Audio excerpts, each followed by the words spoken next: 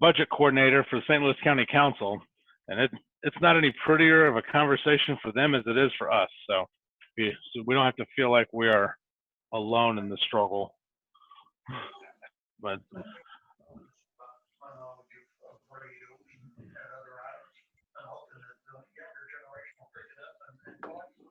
is that Jeff talking? I can't hear him. No, somebody's got a TV on in the background. They could mute or turn down the TV, please. Okay. All right. Octavia, I think we got everybody. If we want to call the roll. Councilman Fry? Yeah. Councilwoman Griffin? Here. Councilwoman Burrow? Here. Councilwoman Robinette? Here. Mayor Knowles is here. Here. Councilwoman Lipka? Here. And Councilwoman Jones. I think I saw her too. Here. Okay. All right. Well, let's go ahead and move on to, I would assume we'll go straight to Jeff. I apologize. I didn't have my agenda up. Not this agenda.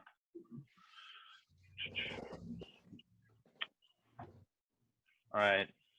Oh, I'm sorry. I forgot we do have the bills for second reading first. So let me ask this question to make sure we're clear. What, if any, amendments need to be made to Bill 7184? None. I'll throw that up. None. Yeah. You're certain of that? That's what the message we got from Apollo said. Yeah, there are no amendments to be made. Correct.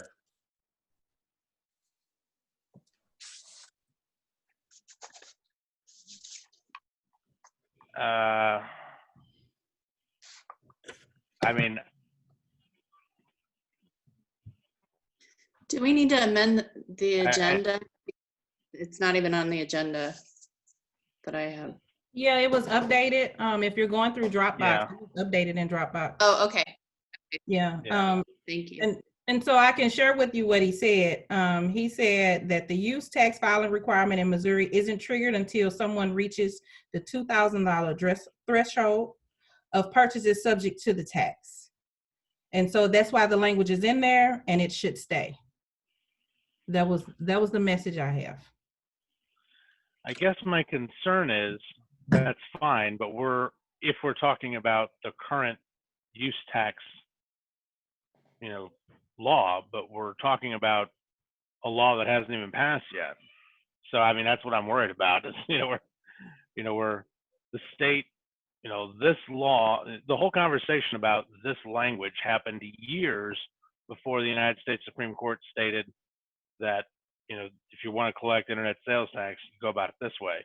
And now the state is debating this issue, and nowhere in there do they talk about $2,000 minimums or so that's where I'm a little concerned. Mayor, did you say that they were that we would know by? You had a date that we would know if it was going to be passed by. What was that date? Tomorrow. Tomorrow. But I mean, I was watching the debate earlier today. I mean, it's a frantic free-for-all, so I couldn't tell you. I couldn't tell you if it's going to pass or not. Actually, they're debating it right now in the House. So.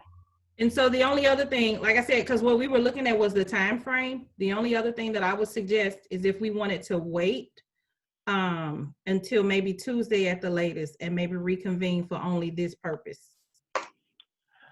I would suggest we do, and only because I would imagine, I mean, this is one of those things you don't want to go to the voters twice on. And the last thing I want to do is tell somebody like we have to have another vote on a technical correction, and voters will they'll flip. So I mean, I'd rather not do it at all. I mean, right now, if I had to bet, it may not happen. It's probably not going to happen. But the more times number one, it costs to have an election. this would be considered a special election for the city, and we'd be spending $20,000 to do it. So, so yeah, let's wait. I'd say let's wait until Tuesday unless there's any other. And I think we should maybe I can talk to Apollo, or maybe we could talk to the league attorneys too. I just want to make sure that all cities are on the same page of what the future may hold. So, and that we're prepared for that. Is there any concerns with doing that? I would agree. I would agree with that. I don't want to second guess Apollo, but even if you had to call the Attorney General's office, I think that there might be a mistake that was made in that decision today. So I would wait until Tuesday. I think we could find out even something tomorrow about where we should be if we had to. So that would be my suggestion, is to wait until Tuesday. Okay, is there any other concerns with waiting until Tuesday? Yeah, I don't distrust Apollo's opinion. It's a matter of him knowing what the question really was. So given today's knowledge, and he's probably right, given tomorrow's reality is what we're trying to prepare for. So what might be tomorrow's reality. So we'll see. So I'll entertain a motion to postpone the second reading of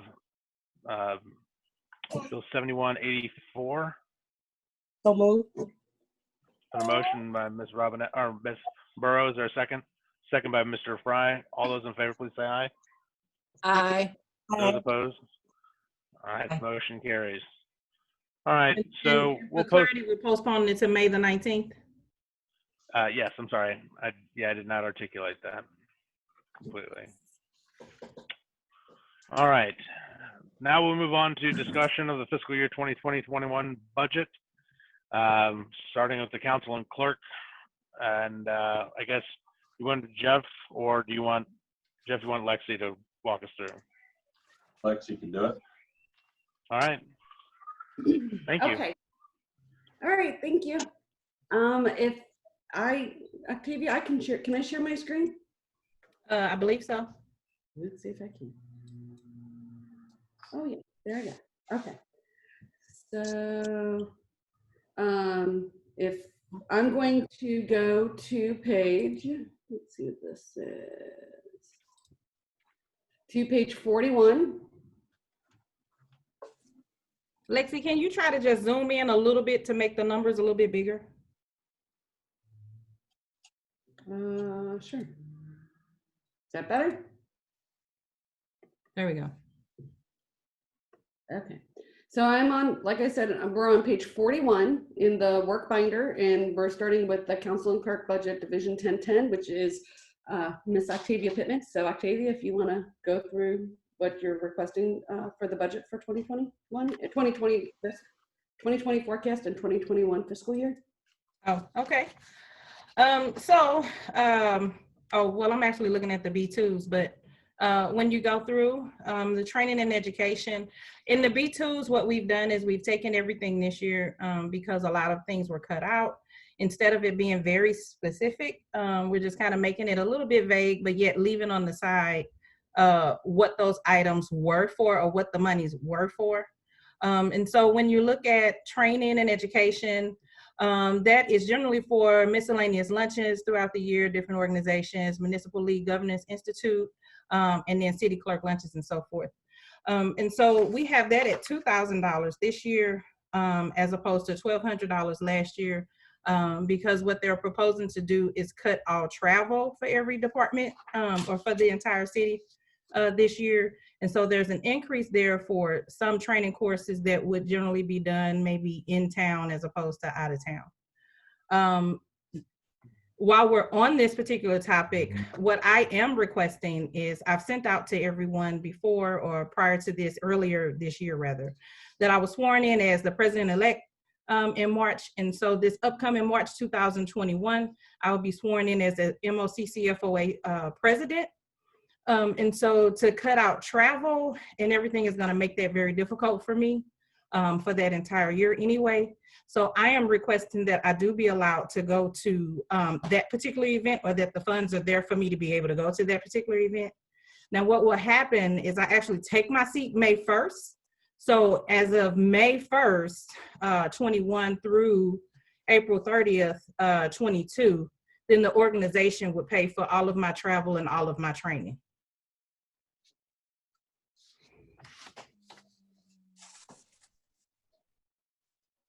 Okay. And so Do you when have an idea what that cost is? I mean, where is? So that cost in itself is about Linda. $1,500, and that's just for the MOCCFOA. And what that covers is registration, that covers the lodging, and then that also covers the travel and meals and so forth. Now this year there's also going to be a banquet, but the association pays for the banquet. And they pay for a number of tickets for me to bring my family and whatever other members are wanted to attend. A lot of times there's a lot of flexibility. And I think when I sent you guys the message earlier this year, I explained that that you all would also have an opportunity to attend, and then that would be something that we would look at.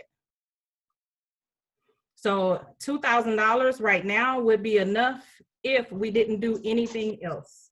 But if the council chose to do anything else this year, then that would in terms of any training that would cost anything, be it online or anywhere, then we would need more funds in this particular line item.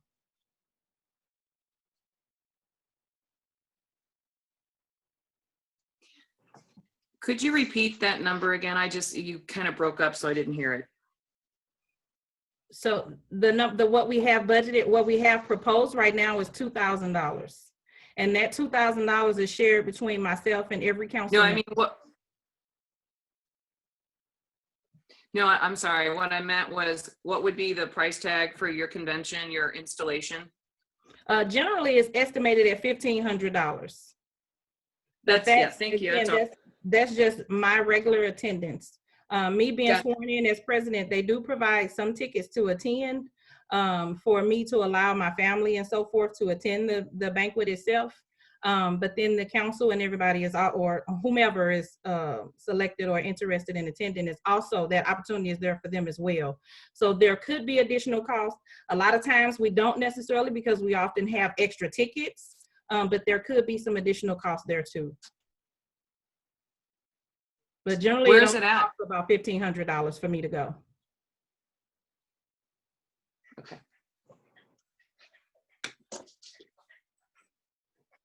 And what it looks like is the rest of the conferences have been cut out. Is that correct? Yes, all the other conference and training and everything else has been cut out. Yes. So the only training and budget we would have for meetings, for training, for any sessions would be the $2,000. Okay. Are we making a motion on this right now or not? Bloom, that's a question for you. I'm sorry, what is your question, ma'am? Are we making motions on what Octavia just presented to us, or is this just information?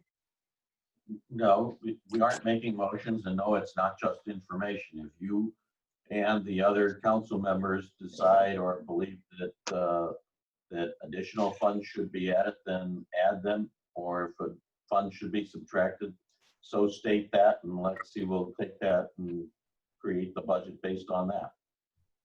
Okay, if we're making a motion, I'll make a motion that we accept as presented by Octavia, that she be accommodated with that amount that she needs. Okay, Tony, we're not making motions to accept anything. This isn't about accepting motions here. This is the budget. This is the budget. If you want to change the number, which is already in there, then you make a motion to change it.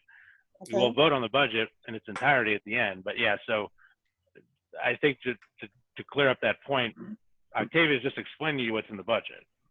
Right. And if you want to take it away from her, then you can make a motion. But if we don't, otherwise we're just letting it be, and then we'll approve it all together. So the question that I have, I think. So we're good. So I mean, so I guess my point is we're good. You don't have to make a motion. Thanks, I appreciate that. Thank you. That's what I was. And Mayor, if I may make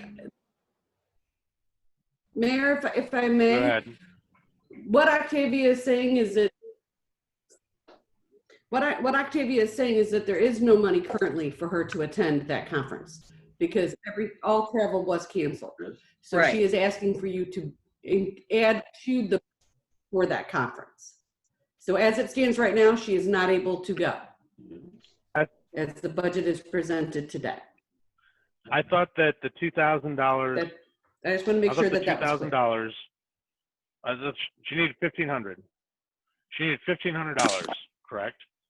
And there's $2,000 for training and education, which is where I Correct. assumed that she was going to take that out of. What I instructed Jeff to do, or asked Jeff to do, I should say, was if we have anything like that, put it all under training and education. I think for many, many reasons, the conference line needs to be empty. That's my personal opinion. If everybody wants to throw in conferences in the middle of laying people off, that's fine. But I can tell you that No. I'm not saying she can't go on this conference. I'm just saying it should not be on that line. You know, Correct. her conference is a training situation. I have no problem keeping it under training. So there's $2,000 for training. What training are we doing that we can't put her $1,500? That her $1,500 can't be part of that. Okay, So I I get guess it. So This is the Tony. question, This is Tony speaking, and I'm asking. No, hold on a second. I'd like an answer from the staff. What is the $2,000? Because I can't see any the B sheets here. What's the $2,000 for training and education if it's not for what she's presented? It just says miscellaneous. So Right. So, and that's why I did it the way that I did it this year. For that flexibility, generally it wouldn't be $2,000. Generally, the number in this particular line item would be lower, and we would use it. We would use it for the different lunches that myself and the council would go through throughout the year. The different training classes that they would go through that would not require any travel. right.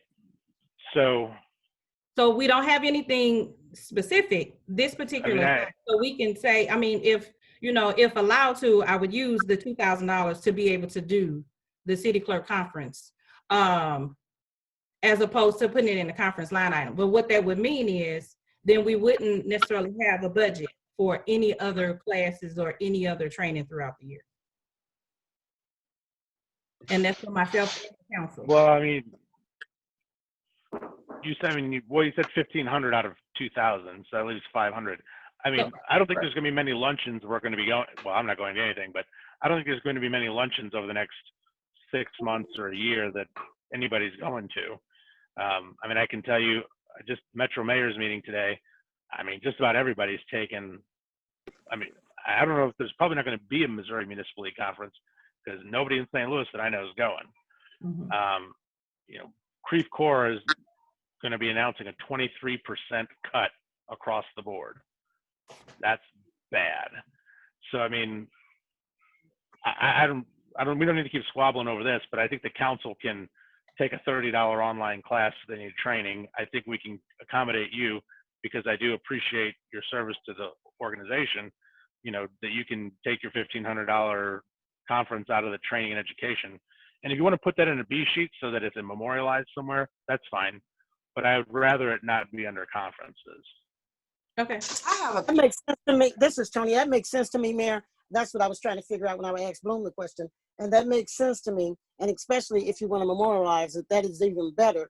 I think that that's the right way to go. Okay. I had a question, and maybe this is where I'm getting confused. This is Fran, I'm sorry. Because Lexi just said that the $2,000 that's currently on this budget is not to cover Octavia's training, or is it? And if I may, what the $2,000 is for any training for both the city clerk as well as any council members. And so what Octavia is asking is either for the council to budget additional funds so she can attend, or to agree that she can attend and then the council will not use excess, will allow her to use those funds for this event, is I think what we're trying to accomplish here. Well, I'm in favor of her taking the training. That's just my thought. Within that 2,000. Okay. Okay. I hear no Everybody. objections to her taking the training. That's, I think, Yeah. if we want to put it on a B sheet so that we have it, that's fine. But we just, as a council, you know, we're recognizing that we're not doing, you know, we're constraining ourselves, which I think is only right at this time. But I think because, you know, we have a member of our team who's a leader in their organization, you know, we do need to accommodate that. So I think we've got that figured out. We can move on. Okay, well, I appreciate everybody and all of your support. And I'm gonna go ahead and go on. I don't have too many other line items to point out. Everything else is, you know, we've had to make a lot of different cuts. And like I said, in all of the B2s, many of them anyway, we've just kind of cut everything and put it to miscellaneous. So that way the amount that we can have some flexibility. But now what we have cut out, one of the things I do want to draw your attention to is meeting cost.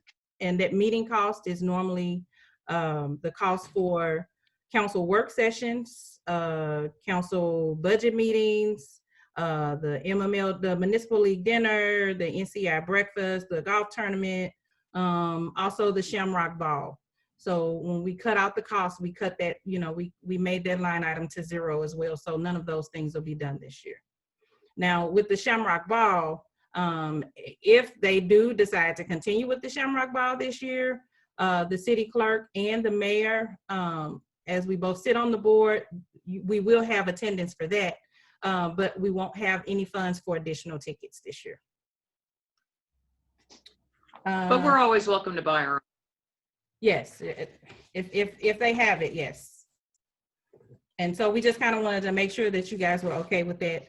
And other than that, those are the only line items that I necessarily needed to point out. Everything else is just kind of pretty much in line with everything else that was going on. We had to make a lot of cuts. So we don't necessarily have any big projects that are going to be going on in the city clerk's office. So that's pretty much all I have. Unless anybody had any other questions. So I have a question that came up in, I think it was the last budget meeting. Somebody had, well, several of us had talked about if we're making cuts across the board, standing in solidarity with our employees for the city, are we going to cut out the salaries for, or the stipend for city council members? And I see that that is still in the budget. Remember, Does anybody have? what we talked about was we created a budget without any of those exclusions initially.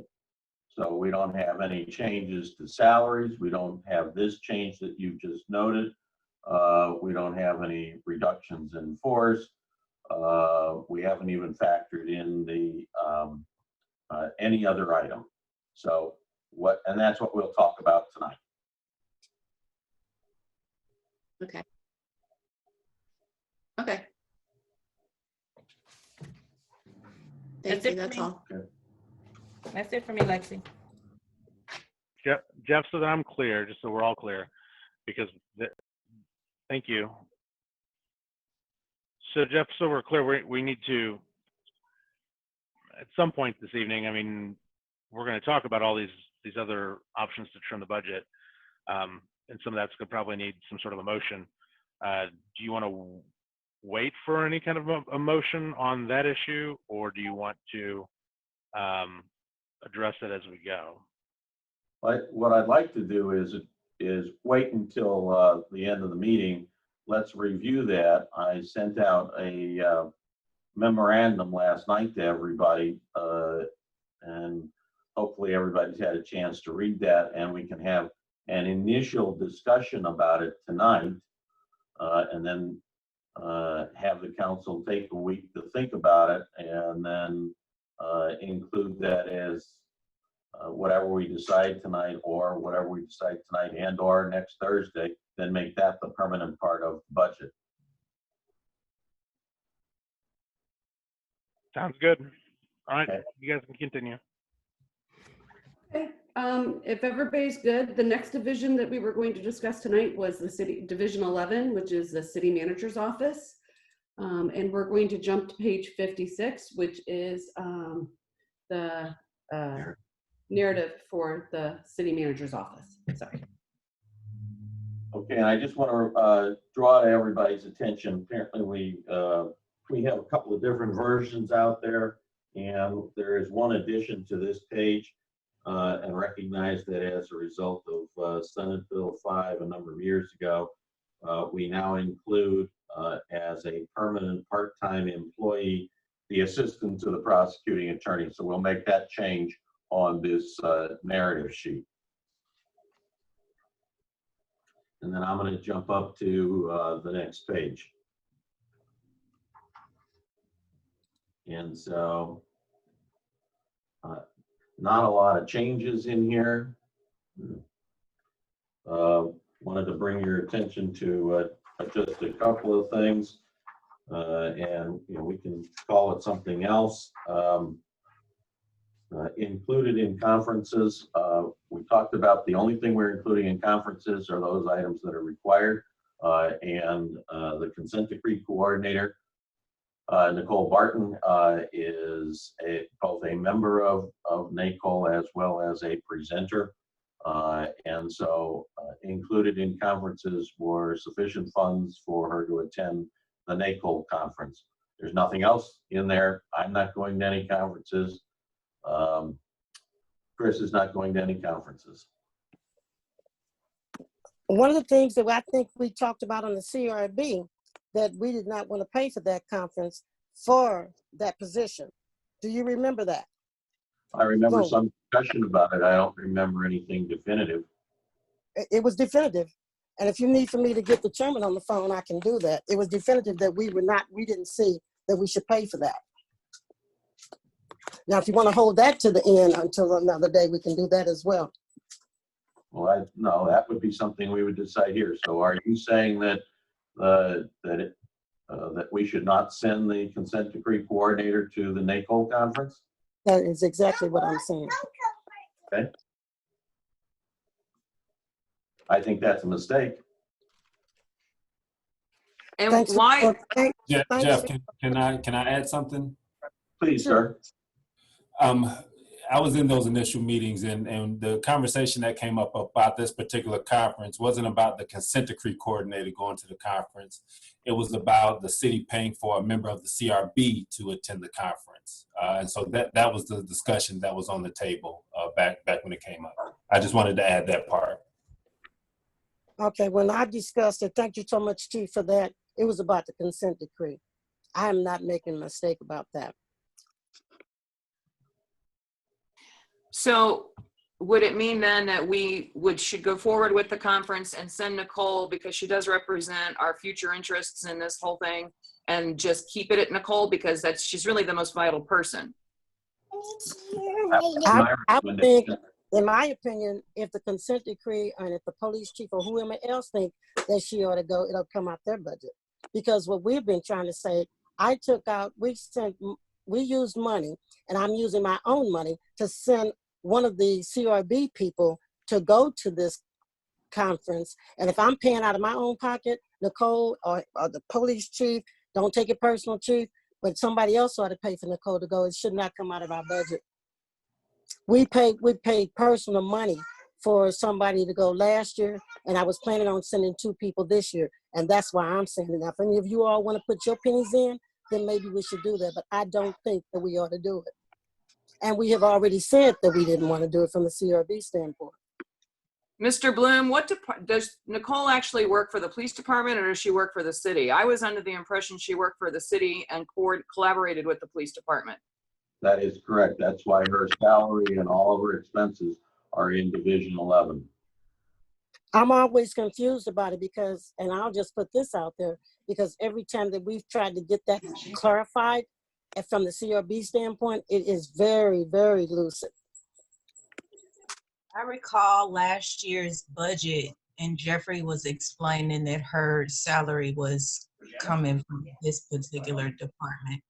So I'm not sure where the confusion was coming from. In regards to the training, I think if we're allowing training and it's valid in regards to the position that anybody, not necessarily Nicole, but anybody who is required to take specific training to be able to do their position, I think we should do that.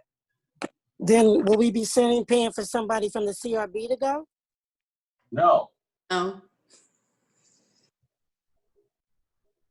the CRB is a board. If we pay for somebody from the CRB to attend NACOL, we're gonna be paying for every board member of every single board going to You some. just gave me some information that I knew. I was just asking a question.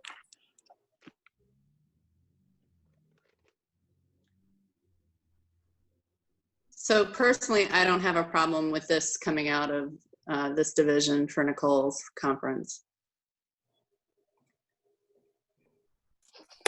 And personally, I do.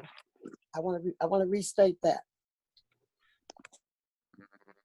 Well, I don't hear a consensus to remove it, so, and unless there is, then I guess we should probably move on. Well, I'm asking for it to be removed. If you'd like to make a motion to have it removed, that's fine. I'd like to make a motion that it be removed. Is there a second? Not hearing a second, unfortunately, the motion fails. Any further discussion, or we'll move on to the next line item? I can go on if you like. Go ahead. All right. The only other thing I want to bring to your attention is professional services. And just to remind you that these professional services are the prosecuting attorney. I mentioned earlier about the assistant to the prosecuting attorney being in permanent part-time salaries. Another result of SB 5 caused us to completely separate the prosecutorial function from the municipal court function. And that is why you find both the assistant as well as prosecuting attorney in this division.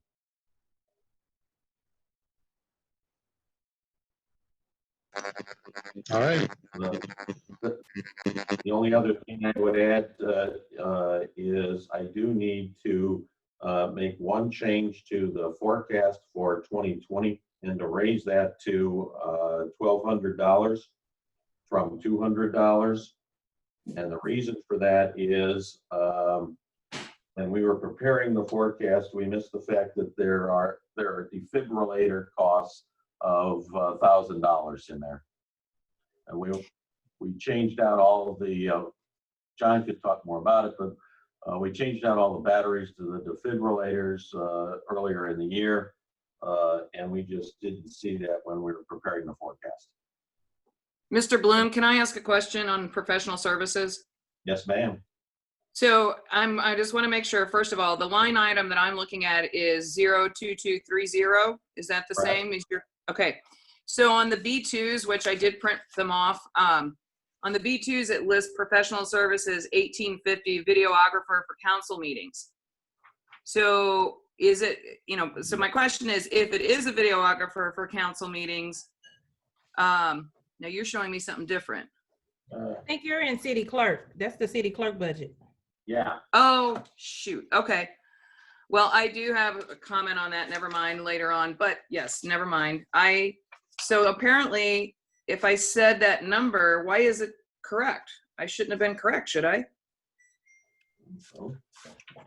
I guess it is the same. It is the same number, 02230. It's just a different division. I understand now.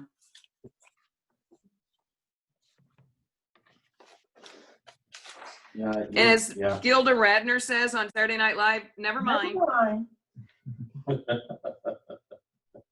Jack? Please. Jeff, if I may, you said you were adding $1,000 to, was it account that's 02299? 2299 02299. Yes. All right, just wanted to make sure my notes were correct. Thank you. Okay. And other than that, Mayor, that's all I have. All right, seeing nothing else, move on to the next item. Okay, the next item, next division up is Division 12, which is courts, and that would be Courtney Heron, who is the court clerk. We are going to go to page 76 in your work binder. And let me kind of make this a little bit bigger for everybody. And then Courtney, if you would like to discuss your supplies and services. Okay, as you can see, we originally had budgeted $700 for training and also $2,800 for this year for conferences. None of that was actually spent, partially because I am new and trying to make sure I get my feet underneath myself in regards to courts. In addition, a lot of things were canceled that would have been taking place during actually this month. And because of the expected shortfalls for the city, we've decided to eliminate all training and education, which would have included various luncheons for the court clerk, and also to eliminate the spring conference for 2021 for the court clerk as well. Are there any questions in regards to that? Okay, well, and then moving on, the other thing I wanted to point out is for professional services, Judge Goldstein, this year, due to COVID-19, several of the, a lot of the court dates that we had scheduled for this year were actually canceled. So you can see that that's the reason why that the forecast is substantially lower than what was actually budgeted for. And then for next year, we are requesting a little bit less because I actually went in and made sure I counted for all court sessions that are going to be scheduled for the next year. And we actually have fewer court sessions scheduled. So that was a reduction. In addition, Judge Goldstein was informed through the city manager that he would also take a 10% reduction in pay rate as well. So that's why the numbers are a little bit lower. You can also see that that our postage is a little bit high, is higher. We were originally budgeted for $3,500 for this year, but due to increased mailings from the consent decree over the summer, as well as increased mailings for notifying defendants of new court dates as court dates are being canceled.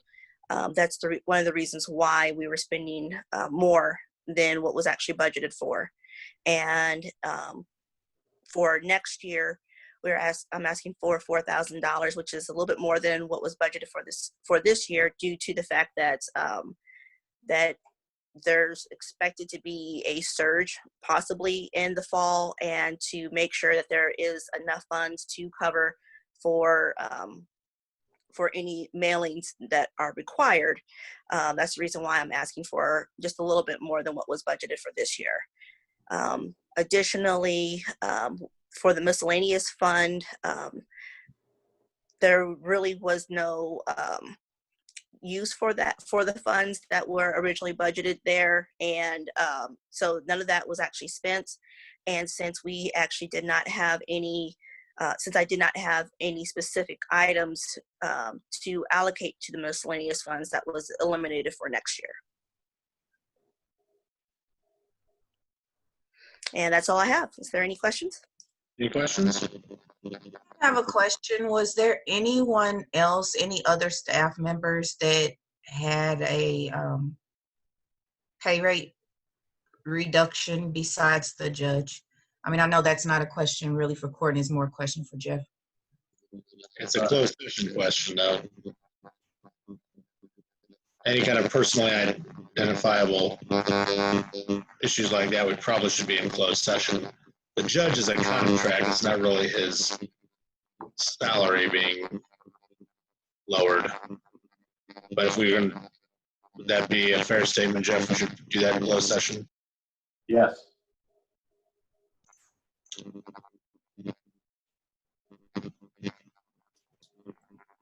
Okay. But I think we are going to go over that in closed session though, ultimately, right, Jeff? Yes, sir. So let's tag that, question, which is a good question, Fran, and then let's reconvene on it in closed session. Okay.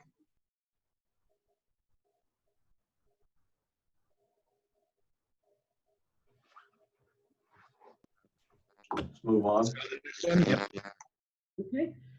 So the next division that we're going to discuss tonight is Division 13, which is Public Works Administration. That is on page 86. And that is Matt Unrein. And Matt, if you want to go over your supplies and services for the council. Thank you, Lexi. Mr. Mayor, members of City Council, before you, you'll see that our 2020, our 2021 budget really don't have a lot of difference except in really two line items. The first being conferences, as the mayor alluded to, and it's quite appropriate. Conferences have been eliminated. There's no conference money pretty much anywhere in the budget, so all of that line has been removed from my 2021 budget. Likewise, the other big change is professional services. Professional services is where I contract with, generally it's an engineering or architectural firm, the city engineer for the most part, for those special projects, those engineering needs that we have throughout the fiscal year. So those have been drastically cut. They've been cut more than half of what we actually spent last year, thanks to a budget amendment from you guys. Thank you. But pretty much less than what we've spent in the last 5 years. So it's going to be a drastically different year as far as those special projects, those things that pop up that we need some engineering or architectural expertise on. That'll be less utilized in this coming fiscal year. But other than that, Public Works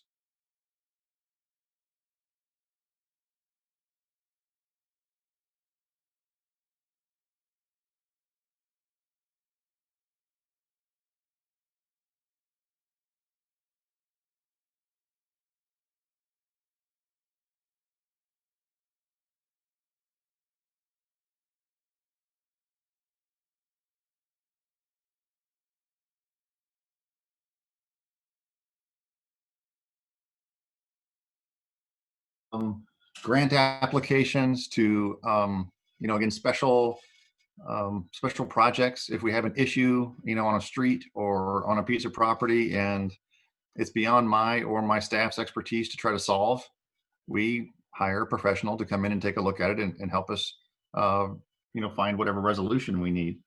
And so it really is dependent on what the community's needs are for that time or that situation.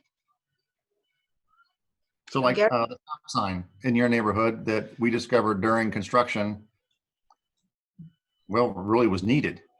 So I had our ordinances say that if we're going to add a new stop sign, we have to have a letter. We have three, I think, possible solutions to adding a new stop sign. So one of those is a letter of need from the city engineer. And so that's what I did. And one of these days when we get back to normal and we have regular meetings, we'll have an ordinance on there adopting, or at least my request would be to adopt a new stop sign for that intersection. But that fee was paid for out of professional services.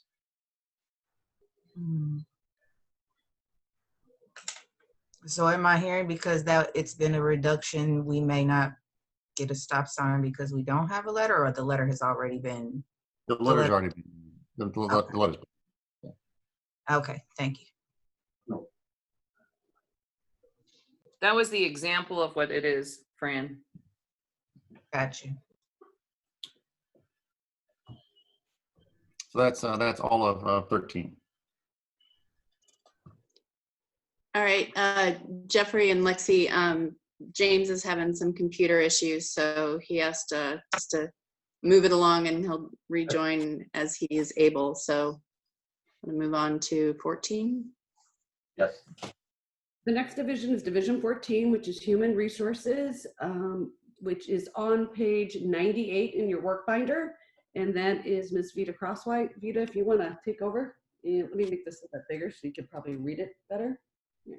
Hey, thanks, Lex. I do have on my glasses. I didn't lose them, so I can see. Thank you so much.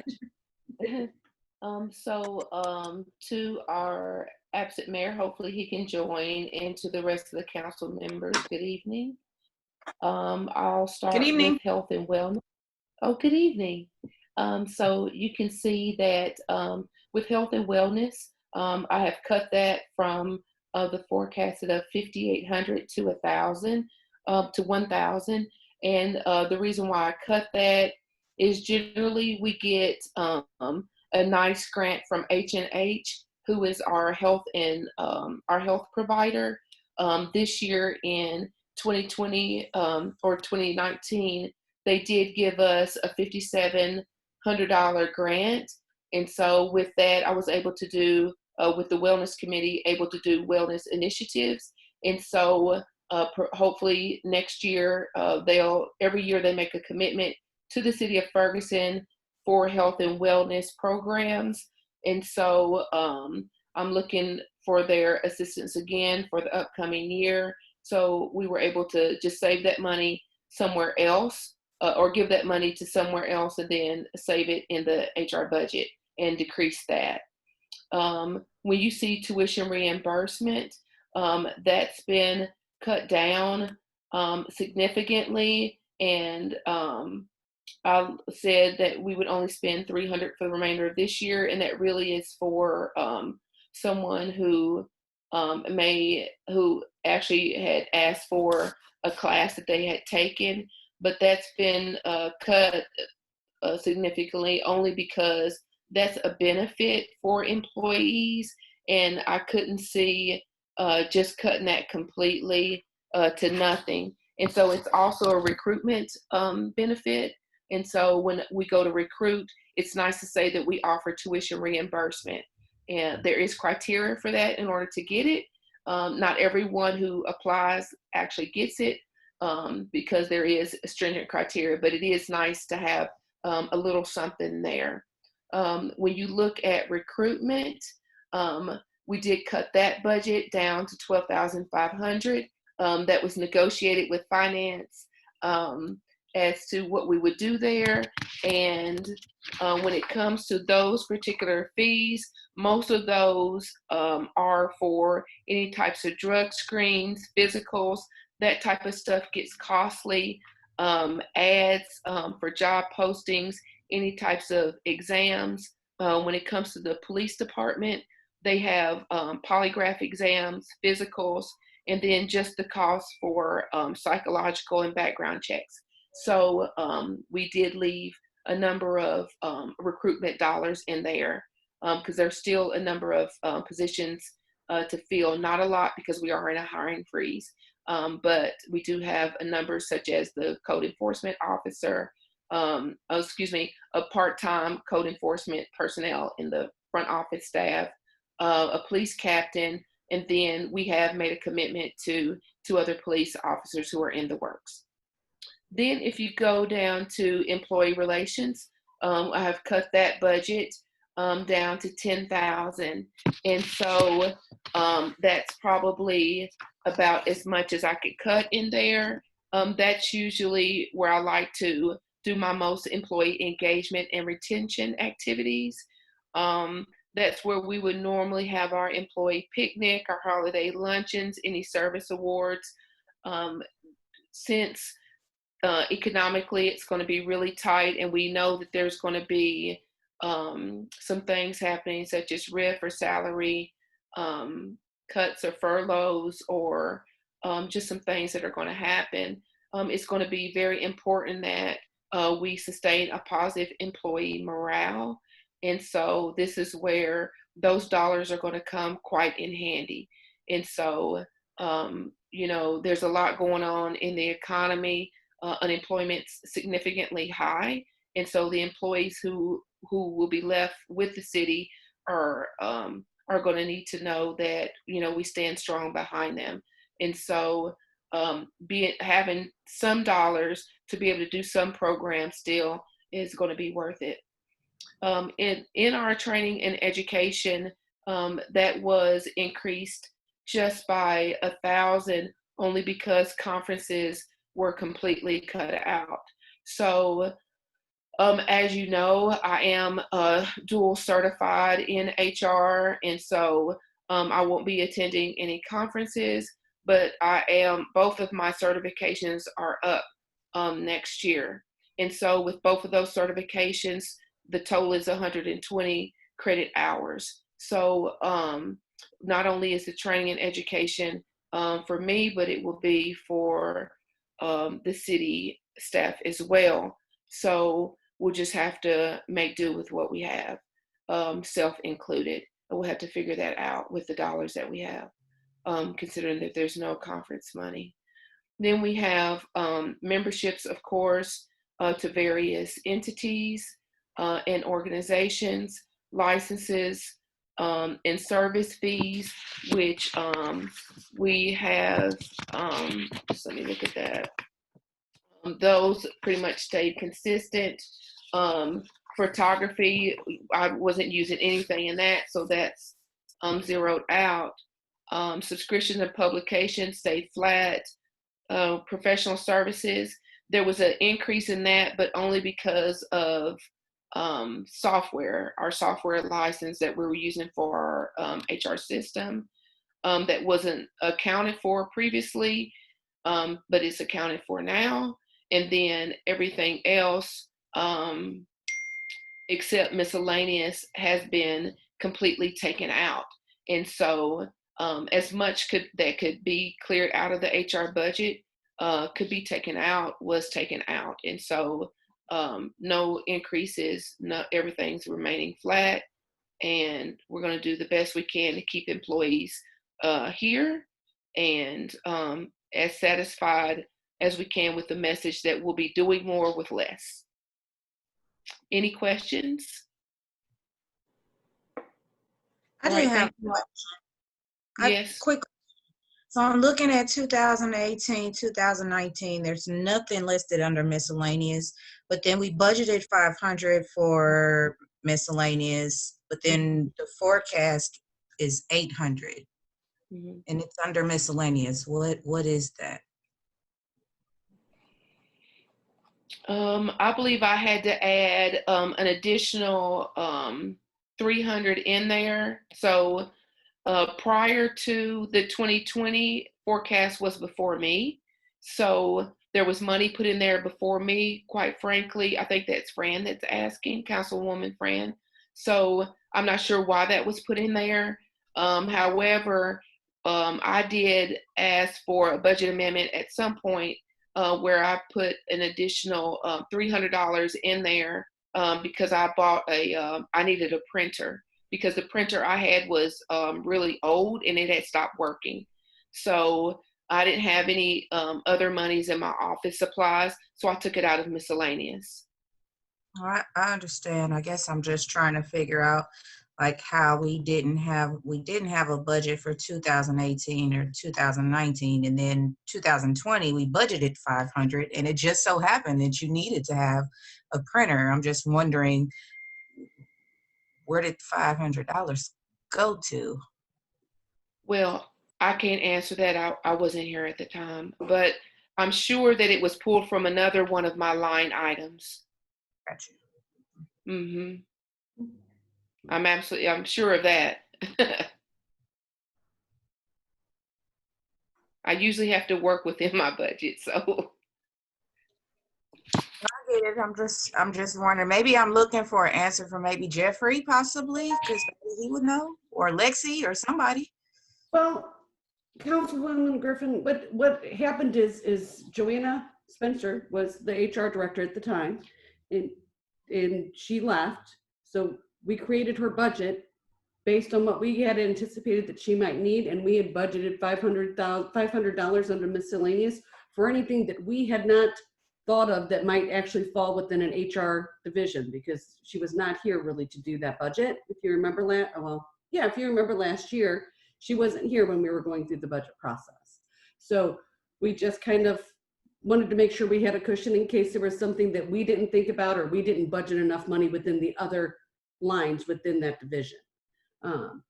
When it came to fruition, once Vita was hired, she stayed within her division and she needed that $500 for other human resources activities. So it was a good thing that we budgeted that money. And then she did need a copier, or not a copier, she needed a new printer for her office. So that's why she had to get the increase on it. But that $500 was used, absorbed in other department with other items within her department. So it probably, some of it probably had to do with employee relations and other items that she had put into miscellaneous in order to be able to cover that. And if I remember correctly, I think one of the items was the keychain for Christmas. And I think maybe the Christmas cards to be sent out to all employees this year. And then also, I mean, if I'm I'm actually looking at the items that are in that account right now. And the biggest item, there's a couple of big items. One is a rolling file cabinet. And that was $150, $60. You're right about the printer. That was another $115. There were, unfortunately, there's something called supplies. Sometimes we're not as descriptive as we could be, but that was $200. And then there was apparel for $178. I believe the supplies were the keychains. Yeah, you're right. Yep. That they keychains. Yeah, it came off of a Visa card.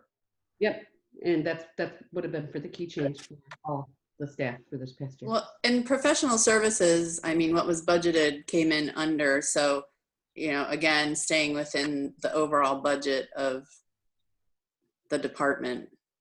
Mm-hmm. And I mean, if I'm looking at this correctly, it's at 0 now. It's budgeted to 0, correct? For 2021, that's correct. Right, okay. Yes, ma'am. Are there any other questions? Vita, thank you for looking out for employee morale. I really appreciate that. Not Something a problem. every business everywhere, every city everywhere is faced with a really big issue ahead of us. So I appreciate that. Not a problem. Thank you. Vita, I just have one question. Actually, Councilwoman Robinette made me think of it. Do you foresee a need for more mental health or things like that we're going to need to be, on top of? And, where would that fall if you start seeing a need for that? Sure. That's a very good question, Councilwoman Lipka. Yeah, so that would be, and that's going to come out of health and wellness, and I'm glad you brought that up. And so I've already been in touch with our EAP, which is a free program, about initiatives that they can offer to our employees, all staff members, that shouldn't and wouldn't cost us any more money. Okay. Yep. And I hate to say this, but I'm just going to say it. Will we have a budget for funeral flowers? Because we will probably lose people. I know we've had it in the past, and I know you may think I'm a mean person saying this, and I'm not trying to be, but they're expensive. We've had it in the past. I hope we never spend a penny ever again, but I do think in this pandemic, we got to be realistic, and we may need, if that's something we feel is important, then is it in the budget? You're absolutely right, Linda, and it is in the budget. And normally that's charged to miscellaneous expense in Division 17. Thank you. Citywide, yep. Which we're going to right now. Yep. All right. I'll jump into Division 17 if you all will turn to page 115.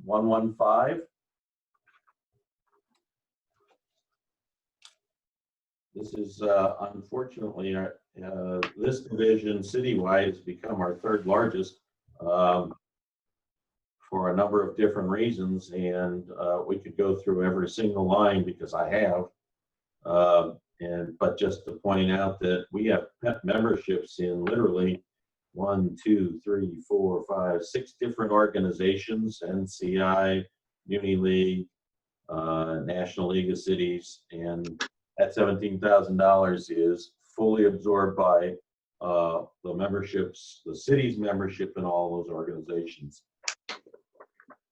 Elections is taking a big jump this year. Recognize that in 2020 we had 1 election, and in 2021 we're going to have 3 elections: August, November, and then next April. This August, this November, and next April. Public reporting is the underwriting that the city does for the Ferguson Times. Community relations, principally that's the boards and commissions, as well as the city's sponsorship of a membership in NACO for the CRB. Special events, we could actually take $5,000 out of special events. Included in special events is $5,000 for 4th of July related activities. Right now, assuming that we're not going to have a 4th of July celebration, I don't think we need to spend anything on 4th of July activities. Hey, Jeffrey, in the B2s, it does show the Shamrock Ball there as well. Yes, I mentioned that. And I thought that that was covered, or was that a different expense that Octavia covered? I think that's slightly different, although Octavia is a better expert on that than I am. I think what happened last year is we decided to take it from one to the other, and so it was carried in 2 spots, and it looks like I removed it. It was not removed from here. So okay, it's great. Being carried in 2 spots. So yeah, I just unmuted because I was going to mention that we can strike that one too. Great, thank you. So just so I'm clear, for special events for the 2021, we're taking that from 78 to 28. No, I think I just heard we're going to take it down to 1,500. 1,500. Okay. Yep.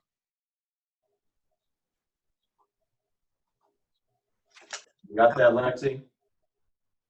Which account number is this that we're taking it down? Yep, this is account number 02043, special events. Right. It's going from $7,800 to $1,500. Thank you. I wanted to make sure I had the right numbers. We're good. Yep, 2. Citywide, yep. Yep. Licenses and service fees are 2 things: C-Click Fix and Civic Plus. The equipment. Can I ask you a question about C-Click Fix? Yes, ma'am. When is it time for us to renew it? And are we going to consider deleting it from the budget? Because at one time we were thinking about doing that. Right. We were thinking about it. We went back to Matt, could probably give us more background on it, but I do recall that we did go back to them and say this was too expensive and we're going to have to drop it, and that's when they cut the price in half. That's correct. Didn't we also miss our cutoff date, and so we had to renew it? Yes, but they also did drop the price. Is this something that you see as beneficial? I mean, I personally don't, but that's just my opinion. But do you see this as something that's worth $7,500 in this day and age right now? Didn't they drop the ball several times this year, Matt? You don't have any ball to drop. What? I'm sorry if you answered me, I didn't hear you. What ball are you talking about? When one person decided that they wanted to move the trash they had been calling and nobody was answering them. Does anybody remember? I mean, I just want to know from Matt, do you remember them dropping the ball, Matt? Well, I mean, C-Click Fix is a online web solution that I think does have a certain following, and there is a certain population that uses it. However, there are, as a manager, I'm frustrated with C-Click Fix for a couple reasons. I mean, the street department does a fantastic job of addressing the concerns that our residents places on that forum, and we can clear them out in a matter of days. maybe we don't resolve everybody's concerns, but we at least answer them, and we keep up with it very, very well. But what's unfortunate and what's frustrating is that code enforcement, you know, with the limited resources that we have and the limited ability that we have to actually resolve the complaints, it really is aggravating that we can't clear them out. And so if that's what you mean by dropping the ball, there's not a good way of clearing out the complaints and saying, we can't make them do this. We've tried, we've taken them to court, and you know, we don't get any resolution. And that's what's frustrating with See-Click Fix, is that it makes it look like we're failing when really we're doing everything we can in our abilities. It's just, it doesn't resolve the complaint or the request. So I have a question. Before I ask the question, Tony, did that answer you or do you have? Okay, so I have a question. Before we had See-Click Fix, what was our procedure then for our citizens? Was it just calling in? Right, we had a lot more telephone complaints. And part of the idea behind See-Click Fix was that if we went down in my permit technicians, you know, we lost a permit technician in 2015, another full-time. We used to have 3 full-time permit technicians. So we went down a permit technician. We thought perhaps this electronic complaint tracker would supplant that loss at a reduced rate. And I think for some aspects, I think it has. But again, the frustration is that it just brings to light what our limitations are with our municipal powers. You know, some of the things that Senate Bill 5 did was reduce our powers and our ability to prosecute these code violations. And it's evident on everyone's block. I mean, you can see the change. Well, incidentally, the bill for See-Click Fix, I believe, is paid July 1. I mean, so we've been invoiced. It's a net 30 bill. Maybe it's net 45, Lexi. I can't recall, but we actually have the bill for next fiscal year in hand. So again, we're in the same boat we were last time, Linda. If you guys tell me, Matt, get rid of this, we have already crept into the contracted period when we have to, we're beyond the contracted period when we can cancel it. That's what I'm trying to say. So Go ahead. The term date is 90 days before renewal. Right, and the renewal is July 1. So if we wanted to cancel it, it would have had to have been on August or April 1st or before. So if we do want to cancel, and I'm just asking what ifs, if we do want to cancel it and we come to them now and say we want to cancel it, is there a penalty fee or is it a locked in contract? What are the ramifications? I don't recall. I don't know. I'd have to telephone them and talk to them about it. Well, So it seems like every time it comes up to See-Click Fix, we always missing the renewal date, or we always missing that time period that it has to be renewed. And this particular subject is being brought up every time the budget workshop, and we seem like we're missing the renewal period. Yeah, it's a time. Well, Ella, you're absolutely right. And the problem is that the timing of review of the budget is later than the last date we can cancel the service. So what we would have to do is make a decision for next year. right. And Jeffrey, I mean, this is one of those things that you can set a reminder in your calendar, Absolutely. you know, before 90 days ahead of time, that council can look at it. I'm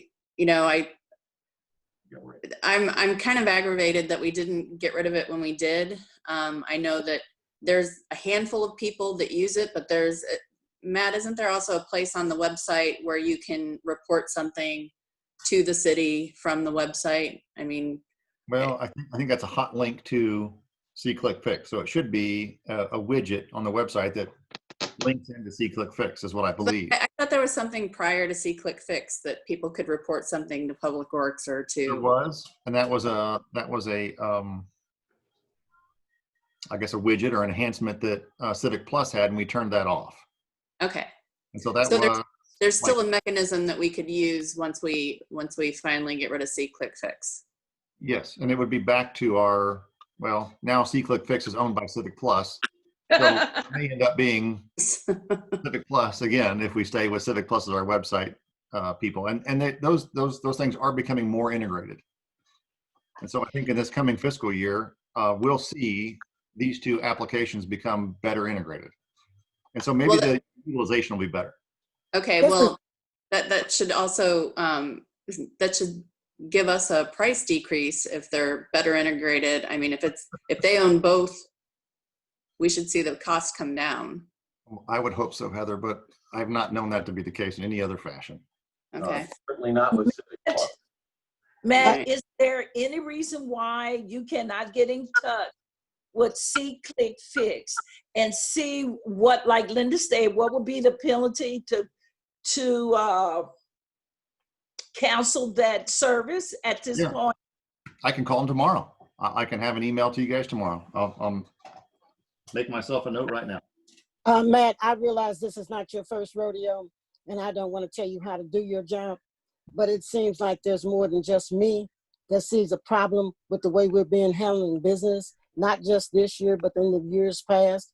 And I definitely don't want to have to take a penalty at all just for their past performance, just because we miss the boat every time, and for something that is simple as putting it on your calendar for a reminder, because that explanation, I don't want to call it an excuse, that explanation about the budget falls at a different time just don't cut it.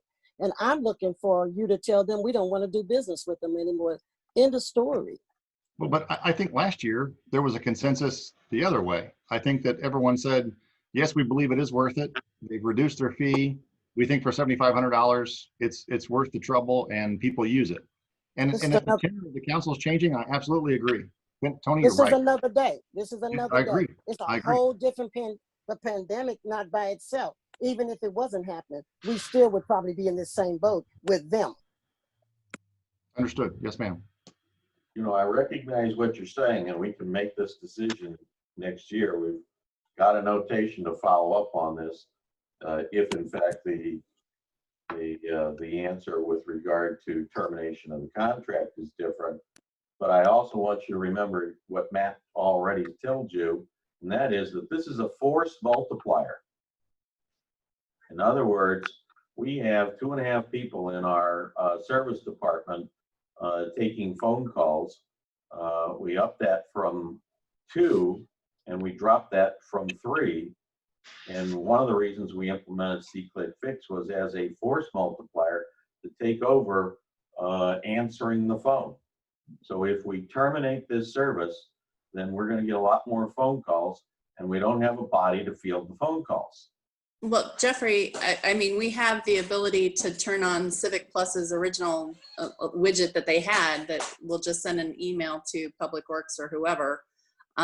You know, C-Click-Fix has turned out to be basically 3 people who report a lot of things. It's, and from what I've seen, like every time I get on it, it's pretty much the same 3 people.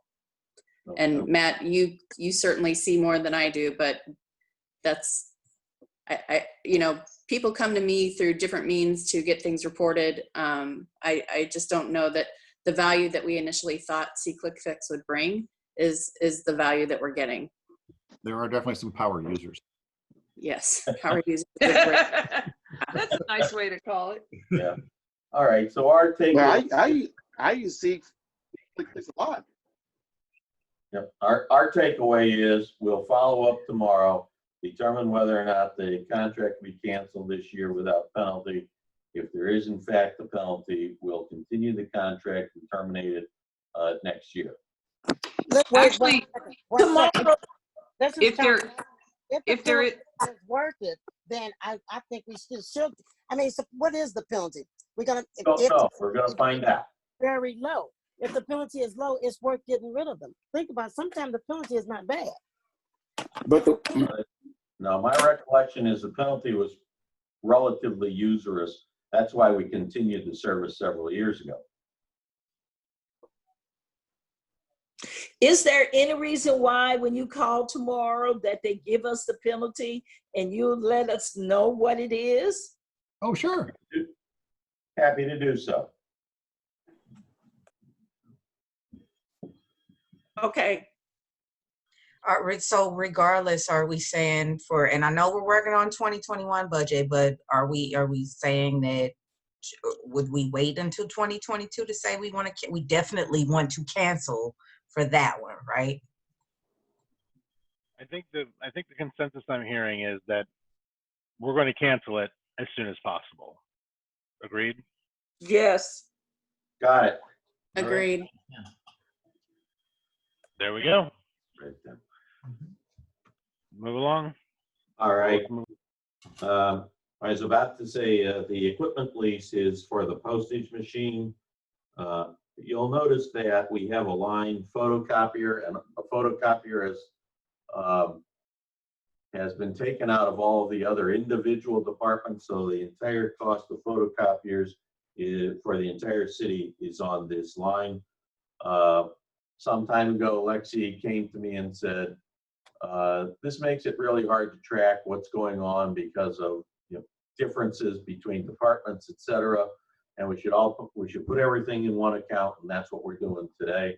So we'll be in a better position to review this in the future. There is actually also a separate sub account for every single copier. So we'll track that as well. The fiscal agent fees are UMB bank fees. That's all that's in there. That's the price of maintaining our accounts with UMB. Liability insurance, we have general, police, liquor, property, computer, fiduciary, errors and omissions, and employee liability insurance. What we've tried to do there, we actually thought we had put enough in this year's budget, and you'll see that in fact at $243,000, we're going to exceed that this year by about $12,000. A lot of that, most of that comes out of MoPerm, and they had a big increase last year, and it runs on the calendar year, not the fiscal year. So we're trying to predict what our rate increase is going to be in December, not in July. So we're anticipating another big increase this year. I did have a conversation with MoPerm, and while they wouldn't, after pressing them several times and getting no answer or no definitive answer, I certainly got the impression that rates were going up pretty much again this year to a significant degree. I'll remind everybody that MoPerm in the state of Missouri is the insurer of last resort for municipalities. Mm-hmm. And we will, over the course of this next year, try and have a conversation with MIRMA to upgrade our insurance carrier. I think they're a better carrier, and we'll see if we're successful there. The deductible is just that. Professional services is, for all intents and purposes, solely attorney's fees. And then I'm going to jump all the way down to one of the things with Questica is we're actually using the exact account name, so we're going to have to change a couple of account names. Non-recurring authorized expenditures is really consent decree. And you'll notice that we're up to $300,000 this year. And we took a bit of a jump this year in 2020 as well. And we're going to go to $300,000 in 2021. And the principal reason for the big jump there is the fact that we've entered into a contract for $80,000 with AH Datalytics, who is doing the data work for the consent decree.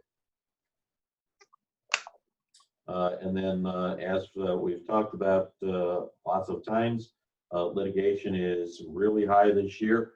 A number of cases went through discovery this year, which caused an increase in litigation costs, as well as the $300,000 settlement for the Carter case is in that $722,000. I've lowered our budget for next year based upon input from the city attorney, that there'll be very little that will go through discovery in the next year. So we anticipate spending a good deal less.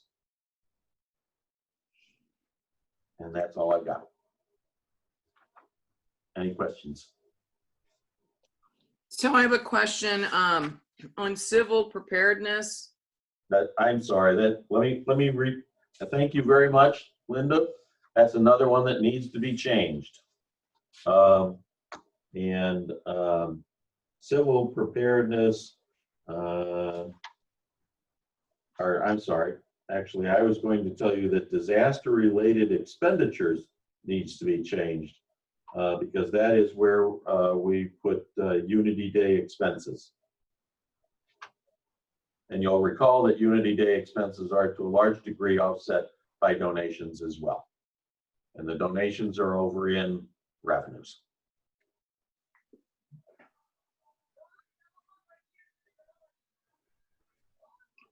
So what about disaster related expenses? So that's, I mean, They are is really, that, they aren't disaster related expenses, Linda. They are Unity Day expenses. so shouldn't those go in special events? They could. I mean, The reason that they're in their own account was they got put it, the desire was to put them in their own account so that it would be easier to track them on a going forward basis. And that's a decision I made a number of years ago. And I have no problem with that decision. I just think it's kind of confusing when you see disaster related expenses, and to my mind goes to tornado related, COVID related, pandemic related, and it's actually for Unity Weekend. I mean, it should probably have its own line item and be in special events as a line. And Councilwoman Lipka, to that extent, because we had to create an account on the fly for the COVID-19 related expenses, we do have some of those under disaster related expenditures for this fiscal year. It doesn't show in the B2 though. That's what confused me. Correct, but that's for this fiscal year. We have the COVID-19 related expenditures. That's why it's 18,000. B2s only apply to 2021, Linda. But is that in that what you're, okay. No. Never mind. I got it. So I guess my request is that we create a more clear, a more transparent line item for Unity Weekend. Absolutely. I agree 100%. We will. We've actually found a couple of accounts like that we need to clear up. It was a lot easier to have a difference in name between the budget and the general ledger when the general ledger didn't feed the budget. Mm-hmm. Now that it does, we've got to fix a couple of things. Mm-hmm. So what is the real cost? Is it the real cost for Unity Weekend 6,000? Approximately, yes. Okay.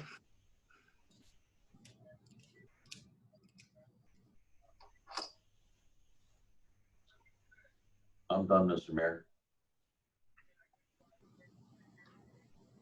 All right. Who's next? Okay, next up would be Division 20, which is facilities, which is on page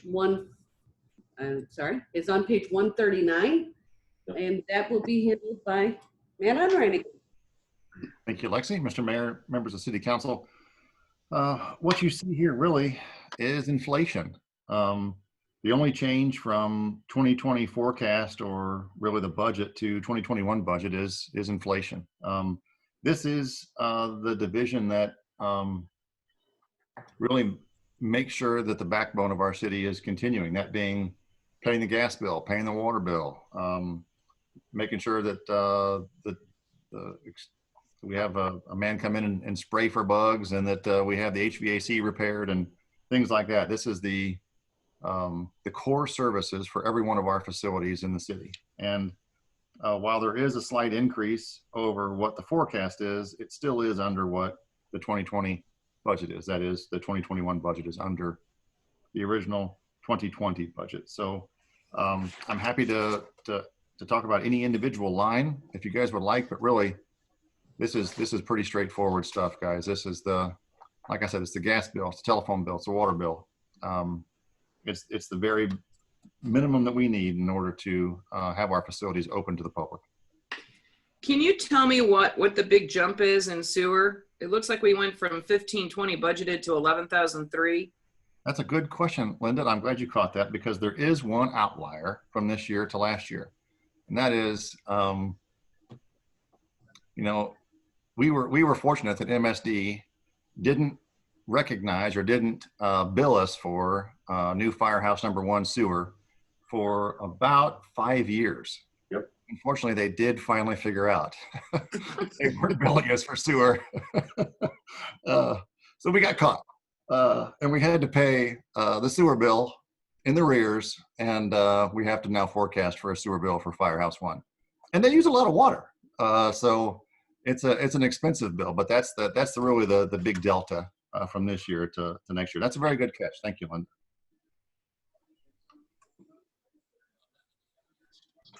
Hang on here.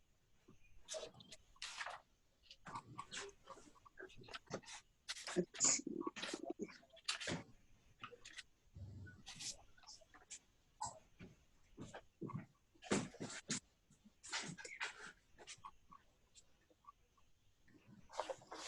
So Matt, just quickly under the, I guess it's under the, it's 206640, the building maintenance for police. Yep. The gate improvements. Yes, ma'am. Is that something that was also on last year, or is that new to this year? I don't know if it was on last year's budget or not, but I know that project was not completed. So if it is a carry forward, it's because it didn't get done. So Heather, you weren't here, but James and a few others might recall that during the unrest, we called Kennedy Fence and we said, you know, we need your help desperately. We need the back lot fenced off. And we bought the fence. Really, it was a temporary fence that they said, once you guys pay us this fee, it's yours. You can have it. They did us a solid. I mean, they did us a major favor. But it's a manual gate. And I understand the chief's wishes are to make that area a little bit more secure and to make some improvements. And then, Chief, if you want to chime in here, you're welcome to, but I believe that's what the general interest is. Yes, if we were able to get that done, you know, we would have an automated fence. The way that our lot is set up right now is people cut through our back lot where our patrol cars are, where the officers' cars are, to get to Vincenzo's or that other side of the property. And so it just leaves us very vulnerable for somebody just to come onto our property and do whatever they wanted to do. Okay. I just want to make sure it wasn't just a carryover in the B2. It might have been. I mean, it just didn't. If it was, it didn't happen last year. It didn't happen. That's all I'm checking. Thank you.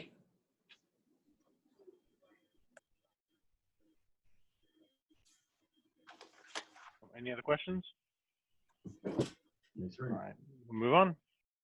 Okay, the next division is Division 23, which is information technology. That is on page 154, and that again will be Matt. All right, thank you again, Lexi.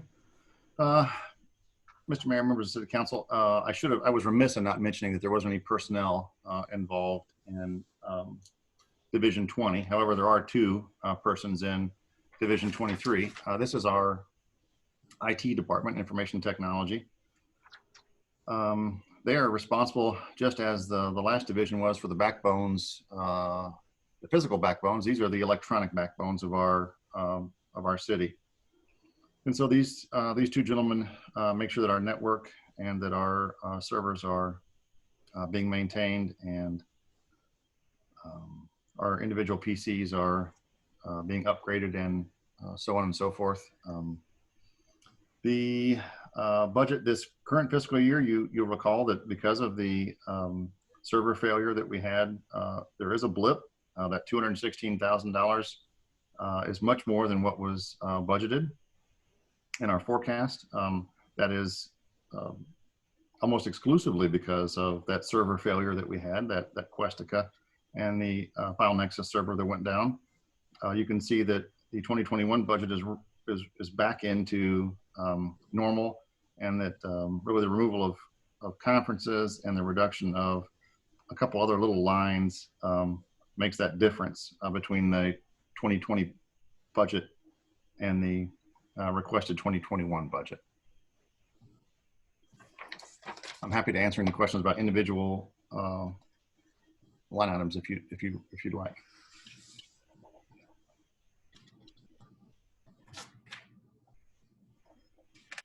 Any questions? All right, moving on. Thank you. Okay, so the next division is finance, and I will go ahead and take that one, and that is on page 167. Let's see. As you can see, we're not really requesting, we're actually requesting a little bit less for 2021 than we budgeted or than we requested it for 2020. We have reduced our training and education for fiscal year 2020, mostly because conferences and classes that were scheduled for the spring have been canceled. We have increased our training and education for 2021 because we have canceled all conferences. So we'll need the local training and any free webinars we're able to find for our CEUs for keeping up to date on any new GASB statements or anything else that comes out regarding accounting statements. The only other real change that we have for our budget for this fiscal year versus next fiscal year, we are requesting $36,000 for auditing services. We are going to go out for bid for auditing services, but we will have the audit in probably a single audit again this year. So we wanted to make sure that we had enough money when we go out for bid to cover those costs. We also have removed all equipage from our budget for fiscal year 2021. We'd spent $300 this fiscal year, and that was for a new printer for the collector of revenue. She prints all the business licenses, and we had to get her a new printer this year. It died, and it took about 5 minutes to print every business license while the people waited at the counter. So we got her a new printer, but we aren't expecting any new costs like that for next year. That's pretty much the majority of our expenses. The only other real thing that we have is we did take out, of course, the photocopier that we had discussed earlier. That's all gone to 17. Otherwise, our budget is pretty much as bare bones as we can make it. We took out all conferences, and the 1,800 is probably what we're going to need to be able to get to all of our CEUs that are required for next year. So I don't know if this is a question to ask here or if it's even a budget question, but I'm concerned because we have some citizens that are trying to petition an audit, and my concern was I was told that if that happens, the city, if we are required to fulfill that the city will have to pay for that.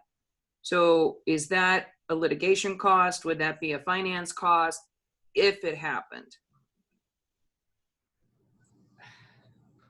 I don't know what it would be, Jeff. Do you? I mean, you can put it in a number of different places, Linda. You could either put it in audit, you could put it in citywide, you could put it in citywide professional fees, disaster recovery, because it would be a substantial expense, somewhere in the neighborhood of $150,000. Right. Thank you. Yes. If I may, the only other thing which I probably should have addressed here is that we did have professional fees. We had $13,300 in professional fees this fiscal year, and we've reduced that down to $1,000. Traditionally, we had hired in part-time help to assist with audit preparation every year, and we are not going to be needing that anymore. So the only professional fees that we'll be using going forward will be for our disclosure statements that we have to do for our general obligation bonds. So that would be our only ongoing professional fees in the future.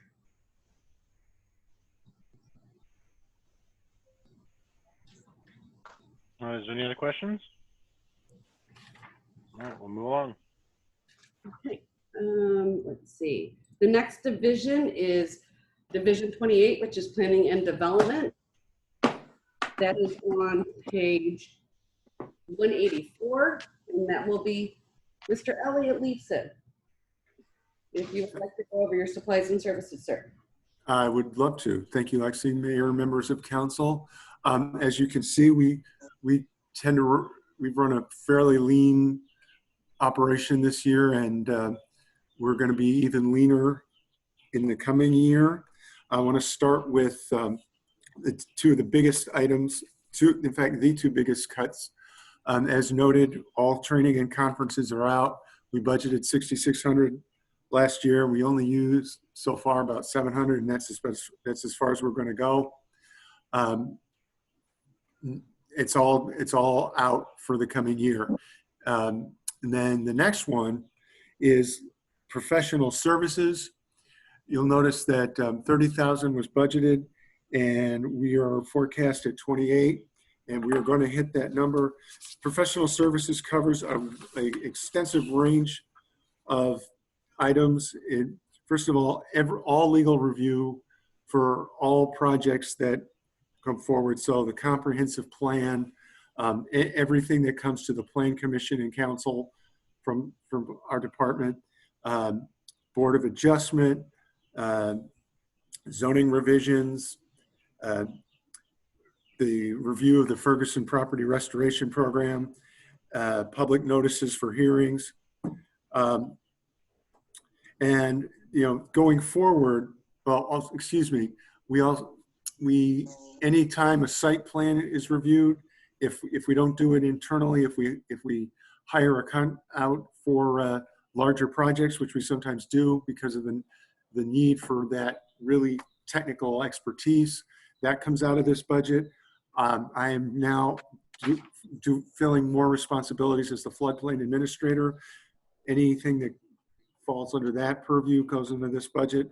And then one additional item that will come in the coming year, we have a plotter for printing large maps, and that went in my office has moved a couple times, and that got moved with it and got jostled around, and now we got to get it fixed. So it's a kitchen sink budget of a number of really technical items, and we've cut it since the largest chunk of it is legal review. We're going to make do with less. We cut it down from 30,000 budgeted this year to 23 next year. It's going to be a hit. We're going to have to run lean, but we'll make it work because we got to do it. The other budgets items pretty much have stayed the same. I want to talk about training. Not training, about licenses and fees.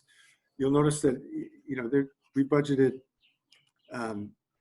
7,000 for 7,800 for licenses and fees. That includes the mapping services that we have. So anytime anyone wants to have a map done, and that includes promotional mapping for recruiting or retention. That includes CoStar, which is real estate transactions, and that includes Smartsheet, which is managing all of our projects. At any given moment, we have upwards of 50 projects in various stages, and we need to manage all of that. And I forgot to mention that it's not just myself; it's myself and Bailey Mitchell, who has been instrumental in moving us forward in terms of keeping FNIP on track. The Ferguson Property Restoration Program is moving forward now. There's several other projects that without his assistance, we couldn't get it done. And to manage all of that, we need software like the Smartsheet. And then we've just a couple of other line items, and then I'll be done and I can take your questions. We added a little bit in postage and printed materials. And the reason is if we for projects like the comprehensive plan and for the zoning code update, if we do it, the notice has to go out to the whole city. You know, there's 7,000 parcels. So we had to add in a little extra money for printing of you know, all those letters that are going to go out and postage and whatnot. And again, it's lean, it's going to cover, but there's not a lot of wiggle room out of that, but we'll make it work. And that is the extent of my presentation, and I'll take any questions. Any questions for Elliot?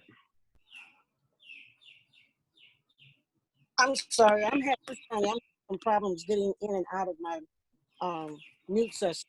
But Alan, it's not a question for you, but I wanted to know why we no longer have a need for the extra help in finance. Oh, I'd be happy to answer that, Councilwoman Bro. It's because we finally got the assistant director of finance position hired.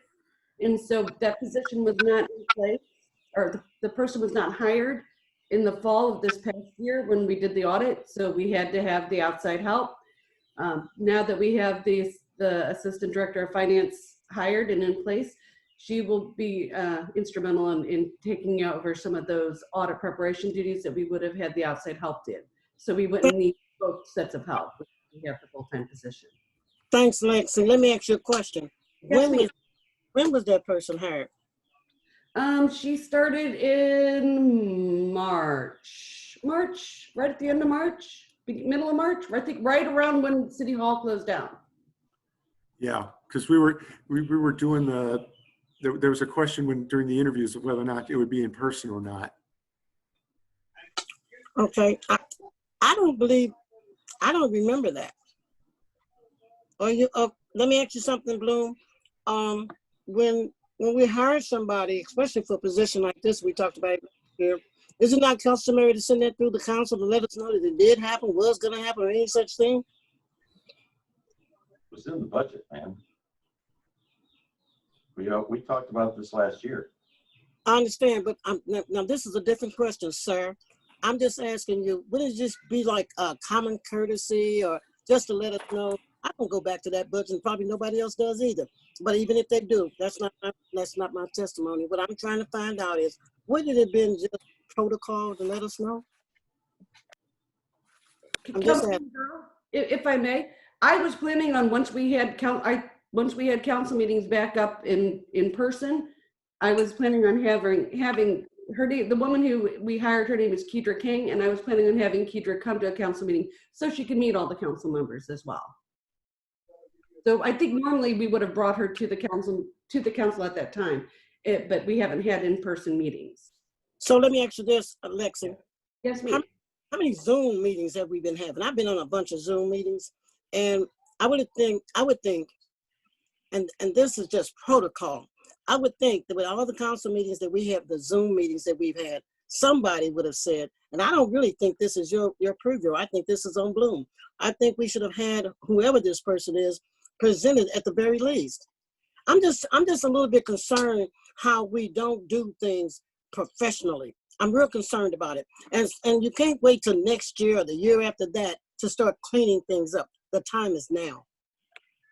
Okay. Tony, I think, I mean, ideally, you're right. I mean, we should have, heard about this, but I think unfortunately what continues to happen is, especially with the virus and changing of meetings and everything else, I mean, we have these meetings, our standard council meetings, and even this meeting too is supposed to deal with,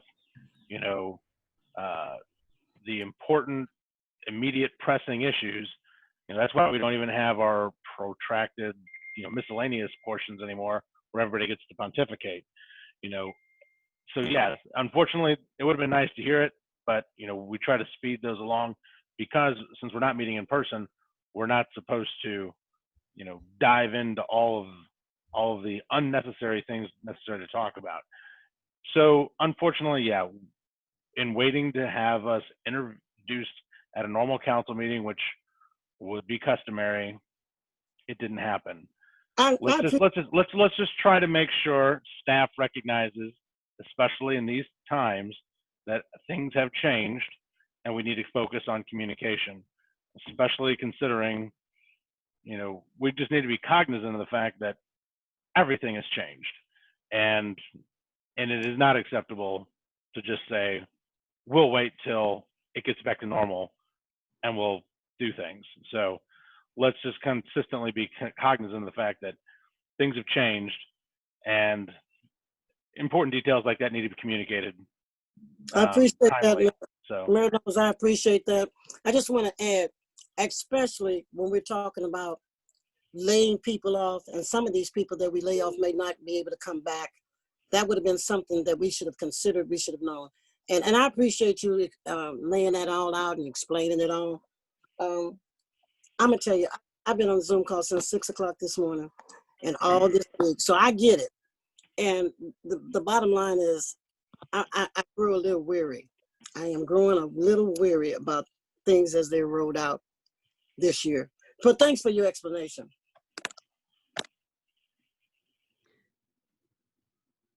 okay, so thank you, Ms. Burrow. If you want to go, and just so we are clear, once we budget for something, the council doesn't really have a say in it anymore, just so we're clear. But it is important for us to be kept up to date with things, how it is done. You know, once we've budgeted it and we've given permission, that is express permission for staff to go forward with hires, purchases, etc. So let's just, I do want to make sure people realize that. But we do need to make sure the council continues to be adequately and timely informed. So, and I'm okay with that. I know the rules. I understand that completely. I'm just talking about communication. Communication has been laxed, very lax in the last 6 months, and if not the whole last 12 months.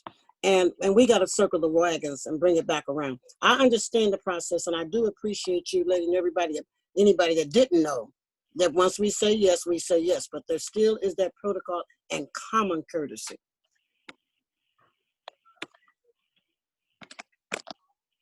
And Councilwoman, I do apologize for not, I mean, I just thought I'd have our control council meeting, and I do understand that your point that you could have been on a Zoom meeting and we could. Lexi, like I said before, Lexi, this is not at your door, but thanks anyway. Okay, all right. But I do apologize regardless. all right, next up. Okay, next up is Division 32, which is enforcement, which is on page 202.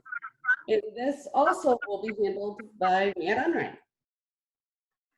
Thank you, Lexi. Mr. Mayor, member of City Council. I want to talk about personnel just real quick. Last year, you guys did really what I think is a pretty amazing thing. That is, you gave me an extra person. You didn't have to, but you added from my 3 code enforcement officers, you gave me a 4th. And we have tried like the devil to hire that position. We've had 2 different interview rounds, and we just have not found a person that meets the qualifications. But again, this fiscal year, we requested to have that 4th person. Again, I think it has an awesome opportunity to make a difference in our neighborhoods. And I believe it will allow us to do so much more to have that 4th person again. You might recall up until 2015, we had 4 people, but it was because of the downturn of the economy and the change that happened in our budget then that we removed that person.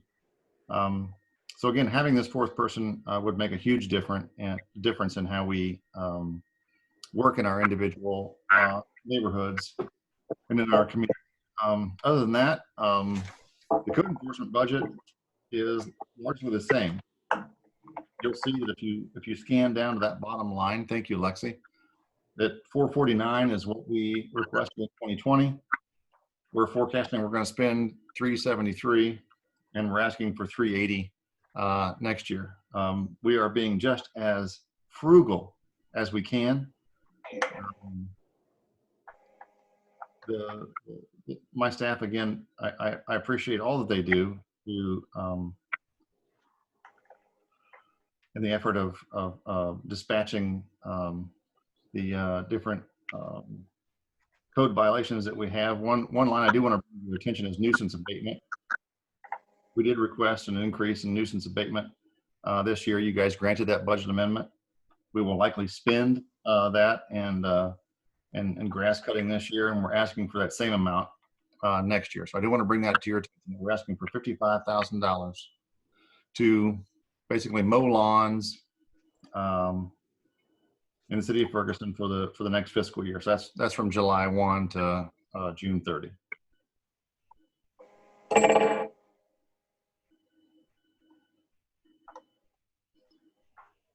You guys have any questions about code enforcement? So I do. Zella, can I ask a question? Sure, go ahead. Okay. For the code person that you're looking for, have you thought about looking within some of the people that work in the street department? They are out here in the neighborhoods every day and they see and hear. So do you think one of those people is trained? You know, I did have a street department worker inquire with me and speak to Vita both about moving up into that position, and we advised that young man to get some additional training that the local junior college or school perhaps has classes that would give him training in order to qualify for the position. Now, after that, I don't know what the status was, but you know, whenever we post a position, those positions are obviously advertised internally and externally. So anyone has an opportunity to apply. That's the only individual instance I know of, is that one that I described. Okay. So I have a question as well. Our demolition budget, is that in here? Is that in this section? No, ma'am, I believe that's an EDST. Okay, So I was looking. Economic development sales tax. Okay, I was looking for it. Thank you. Yeah.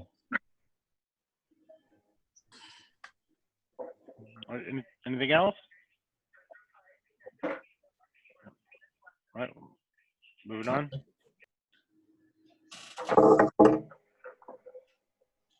Sorry. The next department that we have is Division 4, which is the police department, which will be handled by Armstrong. Looks like the summary page starts at 220. Chief Armstrong, is that a good spot to start for you? Yes, ma'am. Okay, take away. All right, good evening, Mayor and Council. So, you know, no different than what you've heard from most of the other staff thus far is, you know, we trying to cut as much as we can cut. If you look down at the subtotals from what was budgeted in 2020 to what we're trying to budget for 2021, we have made a reduction there in the overall budget. Starting up some of the ones that I want to kind of point out, if you go to wearing apparel, and you see we've had a significant reduction in that one as far as what was budgeted in 2020 and what we're asking for in 2021. And the primary reason into that is we've hired more officers than what we had last year. And so this fiscal year we had to clothe and outfit brand new officers, which is a significant higher cost than the yearly maintenance of what our officers get. And so that's how we were able to drop that number down, is because we've hired more officers, so we would have fewer officers that would need to be completely outfitted. Like everybody, our conference budget has been wiped clean, and so that was taken away. But I do want to bring some attention to our training and education budget. That line item did go up a little bit by $2,000. And in that line, is our subscriptions to the St. Louis County Police Academy, where we have to send our officers for our training classes, and also the online training academy that we use as well. And also in that line, we have funds in there for consent decree training. And so one of the things, we've taken all of the conferences out, but one of the things that I want to make sure everybody understands is there's still going to be some training that people are going to have to go to related specific to the consent decree. And so I just wanted to make sure everybody understood that would come out of the consent decree training budget.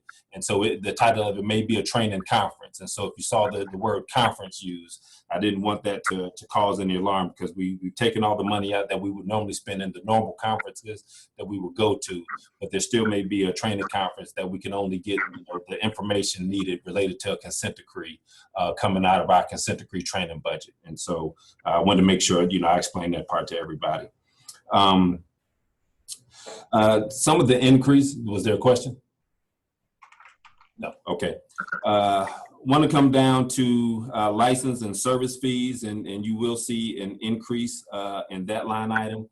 And the big part in that, of what's contributing to that, that's where our CAD system, our CAD and RMS system, our computer system here for the police department, we subscribe to ITI services, and so we've seen an increase in charging us annually. And then also in that line is our CALIA accreditation software, which is Power DMS. And this was moved. It was, when I got here, this cost was in the capital improvement line item, but we had already implemented it. And so it needed to be moved from capital improvement and put into our general fund. And so that's why that was added in here. So we had to move that from capital improvement to the general fund. And then we also added the benchmark software, and that's added into this line as well. So that's why you see the increase in that line item. Chief? Yes, ma'am. Is that benchmark, is that the data capturing software that we're supposed to be implementing? Yes, ma'am, it is. Okay, good. Thank you. No problem. And another line that you see a big increase from what was budgeted in 2020 is our systems communication. So we budgeted $133,000, and you see the forecast for this year is up to $180,000. And for 2021, we're budgeting $166,000, and that has to deal with the 911 line that comes into the police building. And the cost for that line has just continued to grow and grow and grow. And so that's why it's gone up. Now we've been able to offset some of the costs in this line item. And that's why we're able to bring it down from the 180 to the 166, because also included in this are our mobile laptops and the software, the Wi-Fi connectivity for those. And this year, the city switched from Verizon service to T-Mobile service. And so we got a much better rate that we were able to bring, a lot of that cost down for what we're paying for those mobile services. But that AT&T line, the 911 line, is what is driving the increase that we've seen in the pricing of that. We've put a call in to try to speak with the representative there to see if there's something additional that we could do to offset some of that cost. But, like most entities in the COVID-19, not a lot of people are working. And so we haven't been able to get them on the phone to have that conversation to see if there's, some additional things we can do to try to bring that down. But as it stands right now, that's where we are with that line. Chief, I got a question again. Yes, ma'am. Does that system communications, is that also include dispatch, or is that a whole nother department?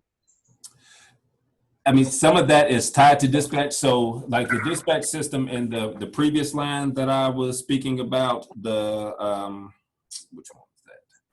The license and fees, the ITI system, that's our dispatch system, the CAD system. That's what that is. That's the dispatch system. And so that's the dispatch system. And now this line item is the actual 911 line for the phone lines that come in. So the previous line item is the computer system that dispatch uses to dispatch, and this line is the actual phone lines for the 911 calls. So I know we've talked. Oh, I'm sorry. I know we've talked about in the past of looking at different options for the dispatch department. Is that, I mean, I guess that question is to the mayor and to the city manager. Is that something that is still on the table, or what are we doing there? What would it actually save? Well, Councilwoman, I can answer that. And so after last week's budget meeting, that was something that we started working on and just looking at so we could answer that question to try to get some information on what the numbers look like and what that would look like for us. And so we're still in the process of trying to gather that information so we could, have that information to present to you to see, what if any savings that may bring. So we've started working on it, but we don't have that. We don't have those numbers yet. Okay, thank you. Some of the other noteworthy changes in here, you'll see there's a line on there and it's titled wrong, and me and Lexi, we've already worked this out. We just, got to get it changed on the sheet. It's titled Major Case Squad, but that's not what the title of that line should be. This line is going to be for significant events and investigations that come up. And you see $4,000 was added in there. And where that came from, if you look down to our miscellaneous line, last year we budgeted $10,000 in miscellaneous. And so included in that miscellaneous cost was some of the fees and things that were associated whenever we would have a big investigation that required us to spend additional funds. And so, Lexi wanted us to clean that up some where it's more, spelled out. And so, we had that significant event line up there for those, those instances that come up where, we have to take on costs for investigations and things and such. And therefore our miscellaneous line was dropped down to just $500 miscellaneous from the 10,000 that we had budgeted from last year. And so those are really the noteworthy lines that I had. And so I'll take any questions that anybody has. Any questions for Chief? All right. Seeing none, we'll move on. Okay, so the last division that we were planning on discussing tonight was Division 41, which is the fire department. That is on page 245, a bit bigger, and that would be Chief John Hampton, who would be going over the supplies and services. Chief Hampton, you ready?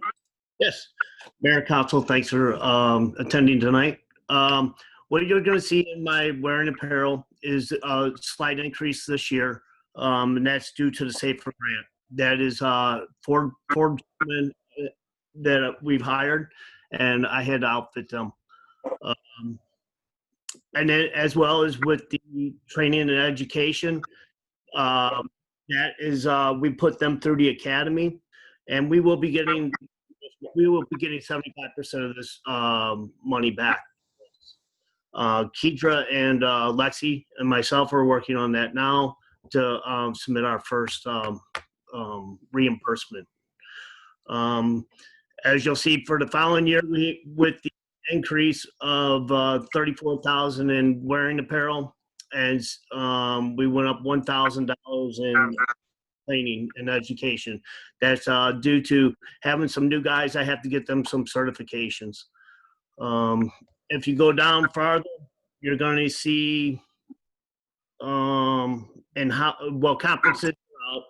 And in my housekeeping, with the COVID, we're going to be right at the number this year, but I am requesting $500 extra for next year, just in case we do have the COVID, which I think we will.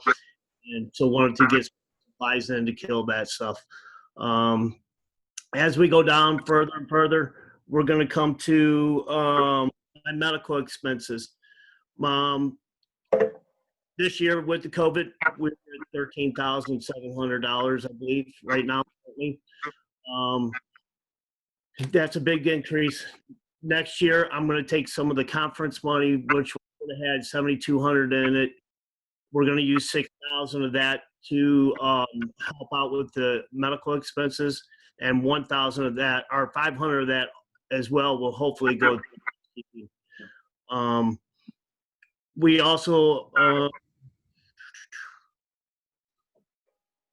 the license fees, you'll see an increase there. Where's that one at, Lexi? Right. Right up here, $9,100. It's going to be $9,100. And the reason we had that is our ATS account is now going to come out of capital and come into general. And that's going to be for our inspections, our pre-planning, all of our fire marshal work, and any work that the company level inspection. And so that the first year we had to have a capital expense, and then now come into our general budget. And everything else pretty much stays the same.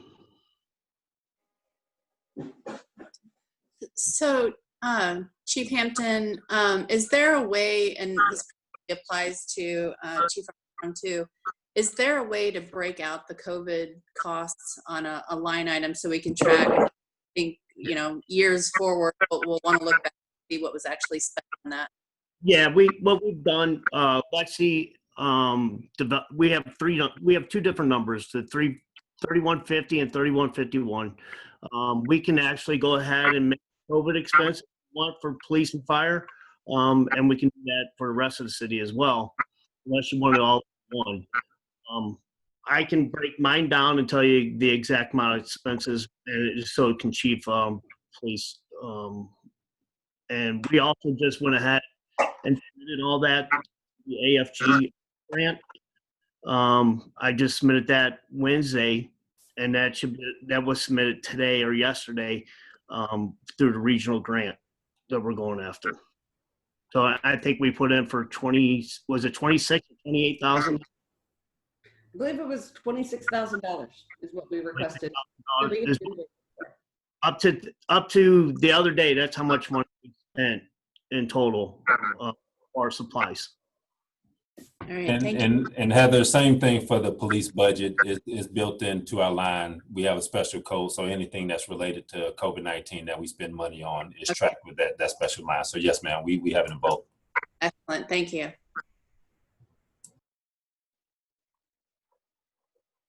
Anything else? No, sir. All right, well, moving on. Okay, Mayor, that was all that we had planned on discussing for this evening. The other divisions we had planned on discussing for next Thursday. I guess if you all want to continue on, we can, but we particularly prepared.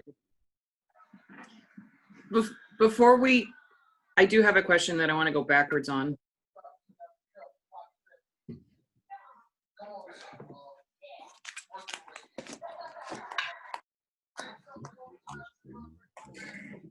Can I go ahead and ask that? Yeah. I'm sorry. My thing wouldn't unmute. Go ahead. Okay, so I want to go back to the city clerk budget. Can you remind me what page that is? I want to say it's in the 40. Hold on. It would be page 41, summary. Yeah, okay. So under professional services, we have, hold on, let me find my B2. We have $1,850 for a videographer for council meetings. And my question is there a possibility that I'm going to bring it up again, I brought it up before, that we can look into using YouTube? And if we did do something like that, I think we could use any younger person on our staff currently to facilitate that. I mean, like Jordan Kuchenmeister or Cindy, or, there's just so many people on our staff that are even Bailey and Chris probably know how to do it.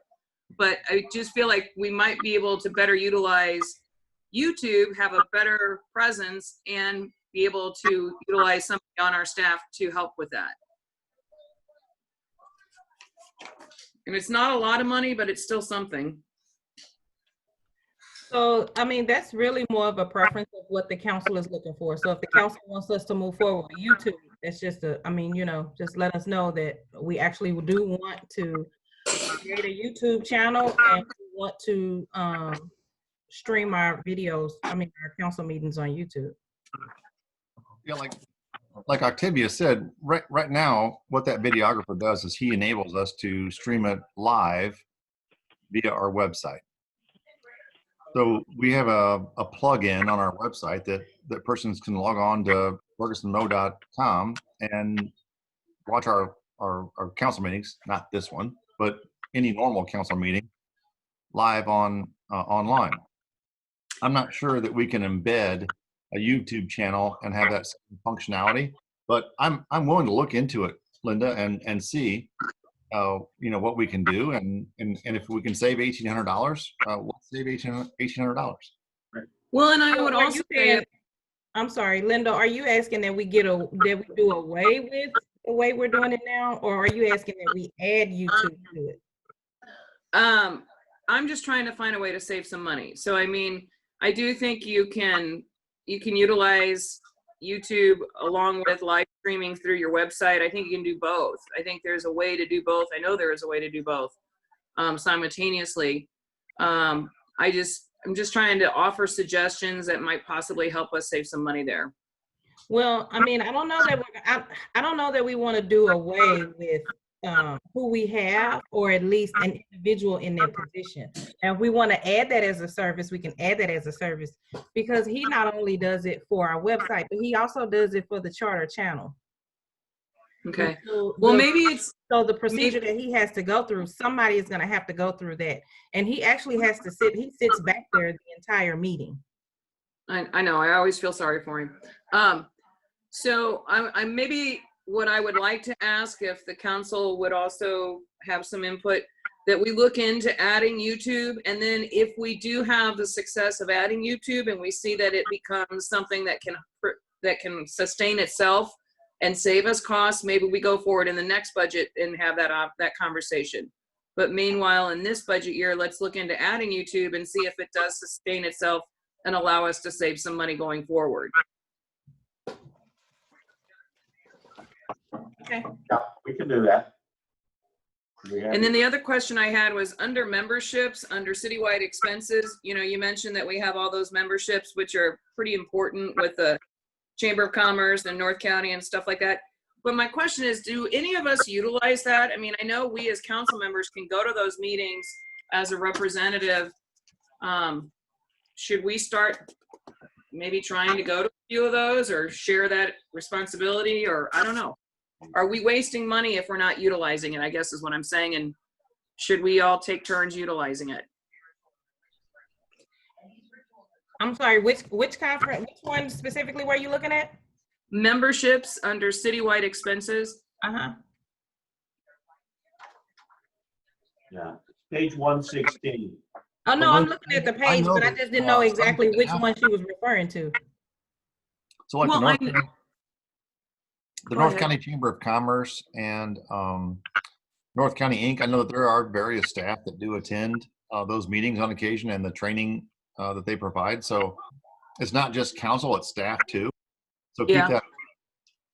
Gotcha. Okay. So, I mean, if there were anyone that would be, if there was anyone to be in question, I think at this point, then it would be the National League of Cities. I don't know how active everyone is in the National League of Cities, but the other ones, I know everyone is pretty active in it. Not like Matt said, not just the council, but also staff. Well, right now I want to cut National League of Cities simply because of that bill they're going after. And if there's any possibility that they actually succeed in that, I want to be part of it.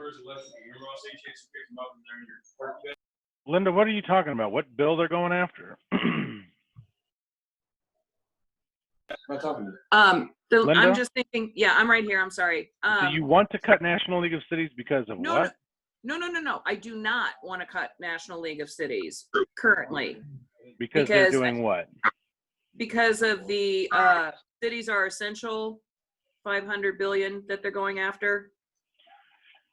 Well, it's a fool's errand for them to go after the money, but because they're not going to get it. But I would say,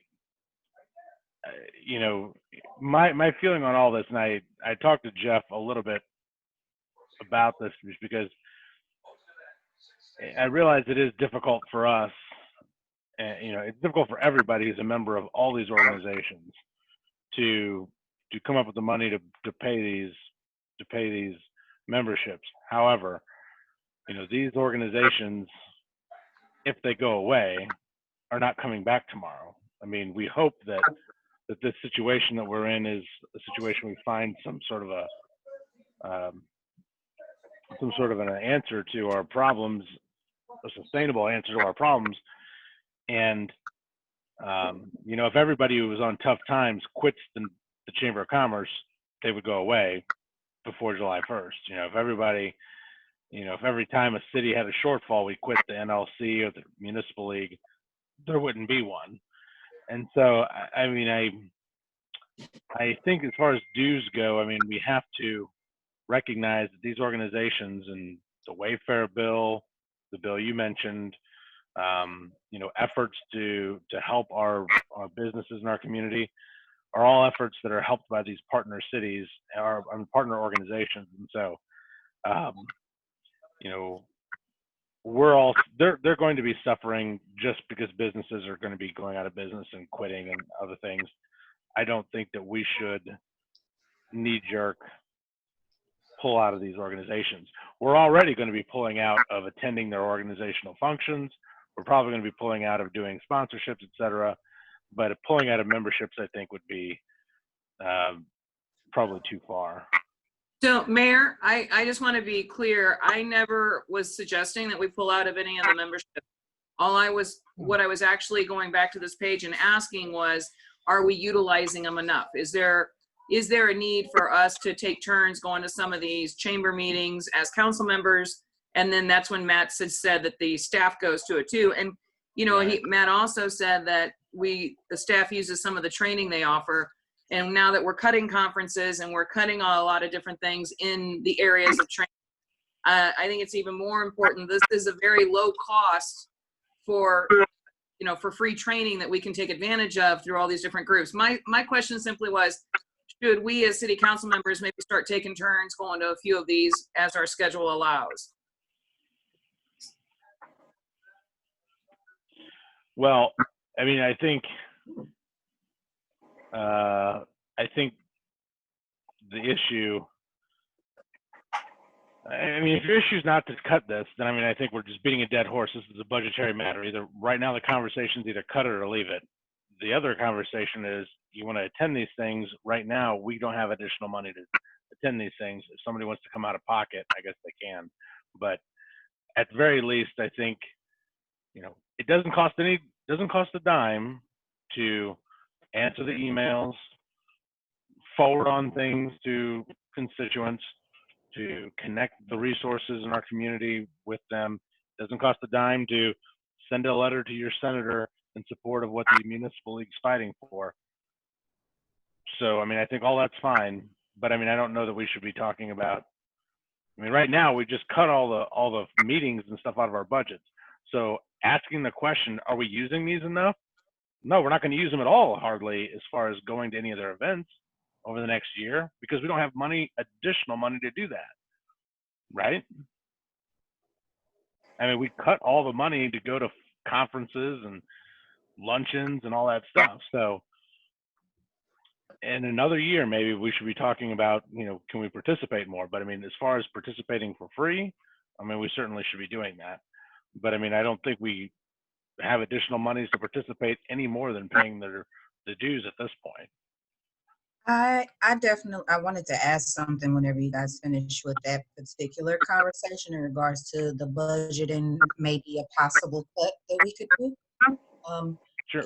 Well, Frank, can you hold on just a second? I mean, did you have anything else to say about that, Linda, or was there something else you wanted to change? No, not at all. Okay. I wasn't even referring to special events. I mean, we've cut those tickets out. I was referring just to the regular meetings that are free. You know, we pay for membership to attend these meetings, you know, the meetings. Maybe we should start using them more as city council members and staff members so we're getting our money's worth. That's all I was saying.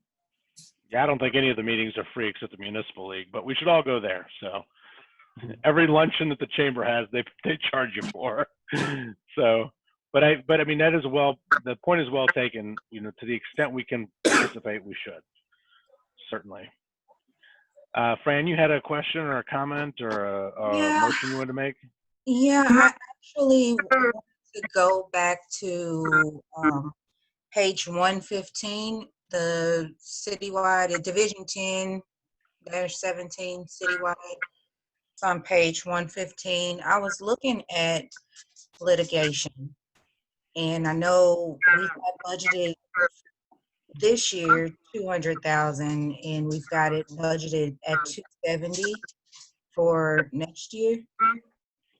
Is it possible that we take that to 200,000 and save that 70,000? Well, in an ideal world, we wouldn't spend anything there, ma'am, but unfortunately, that really is based upon, it's not based upon anything we do. It's based upon who sues us and how difficult discovery is and how many individuals have to be deposed. And so there's a large number of variables that we have no control over. Right. So this ends up being, quite frankly, a guess. Yeah, and I understand that. I guess I'm just going back to the conversation that, or the statement that Apollo had made. I think it was you, Jeffrey, that was saying, you know, you didn't anticipate this upcoming year being, you know, extravagant expenses, anything out of the normal. And I understand, you know, things come up. I'm just saying, if we're trying to balance the budget, is it possible to take that from 270 to 200, which is what we budgeted for 2020, and then we just be mindful of that as we move forward. We look at other alternatives as different unexpected things arise. You know, we can keep that in mind. I'm just wondering if that's. I'm just looking at the budget, and I mean, we've cut a lot of stuff, and at this point, you know, that is something that we can actually move and, you know, say, okay, well,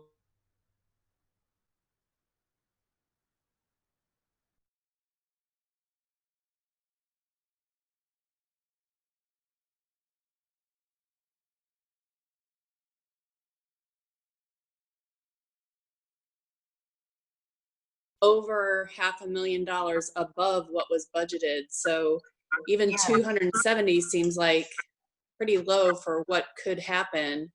And it's not going to matter one way or the other whether we budget it now or have to dip into reserves later to, like we did this last year with this extra $500,000 here. I understand what you're saying to balance the budget, but the likelihood that we're going to come even close to 270,000 is pretty low, in my opinion. We had a lot of stuff that we had to litigate this particular year. We had a lot of things that we had to litigate, and so I'm just going back again to the statement that was made about, you know, what they are forecasting this upcoming year looking like, and looking at what we're currently supposed to do which is balance the budget. And is that an option? Is that, I mean, that's one particular space that where we can take it down without knowing for sure that we're cutting into services and things that we know for sure we're going to use. That's all I'm saying. You know, I would answer your question this way, ma'am. First of all, that's the amount that the city attorney recommended. Second, Councilwoman Robinette pointed out, and I would point out, that last year we spent $369,000. If you take the 300 off of this year's number, 2020, we're at $420,000. So this is not quite a little bit more than half of what we spent this year. And then finally, I would tell you that we've got 12 different lawsuits going on right now. Right. I'm just I going would be back very to uncomfortable going below this figure. I mean, I think it's realistic. Honestly, I don't know where else we could cut it. I mean, unless somebody else is saying somewhere else where you can cut 275 out. Anybody got any suggestions? I mean, I think it's something we should definitely take a look at and be mindful as we move forward. And honestly, every department, every person, every staff member has recommended a specific budget. So I mean, Apollo's cool and all, but he's no different than anybody else in any other department that is saying, hey, we need this money for X, Y, and Z.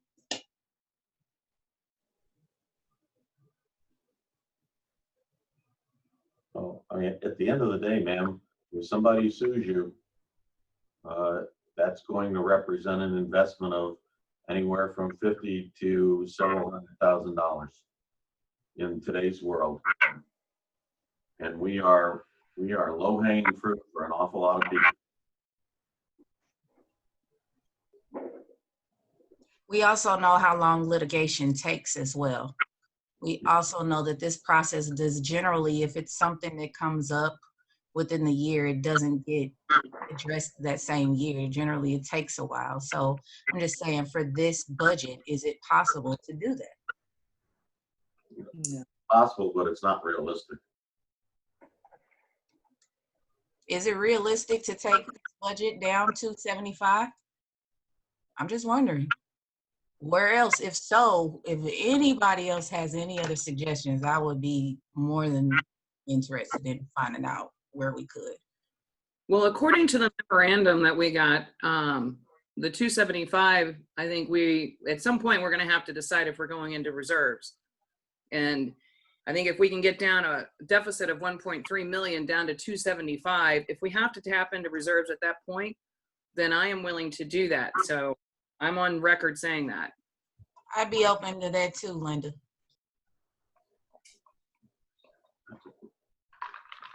And that's if we're done looking at the budget and saying, hey, we've cut absolutely everything that we can possibly do. And now we have to, look at the reserves. Well, we have a date next Thursday. We're not done yet. Well, one thing I want us to make sure we recognize here is, once first of all, we don't know how long this deficit will last. We've already talked before that we have structural deficits in our budget that we're going to have to deal with, compounded with the fact now that we have deficits related to the COVID crisis. Right. Now, so, before we start thinking like, well, let's just spend down our reserve, the reserve won't last long, or whatever we want to call it, the fund balance. And I think, as Jeff said, and I mean, it's just played out. I mean, every time, I will just say this: the Arch City Defenders just got $400,000, the lion's share of all the money that we're paying out over this Carter case. I think it is. Yes. What do you think they're going to do with that money? They're just going to come back at us and everybody else for more stuff every time. I mean, they are in the business of just suing us and suing cities like us. So it would be folly for us to think like we're done with lawsuits, or that somehow this is. Can I turn the air conditioner on? And so, I mean, I would say that I would rather be conservative with our budgeting on these expenses. And, I mean, if our attorneys and the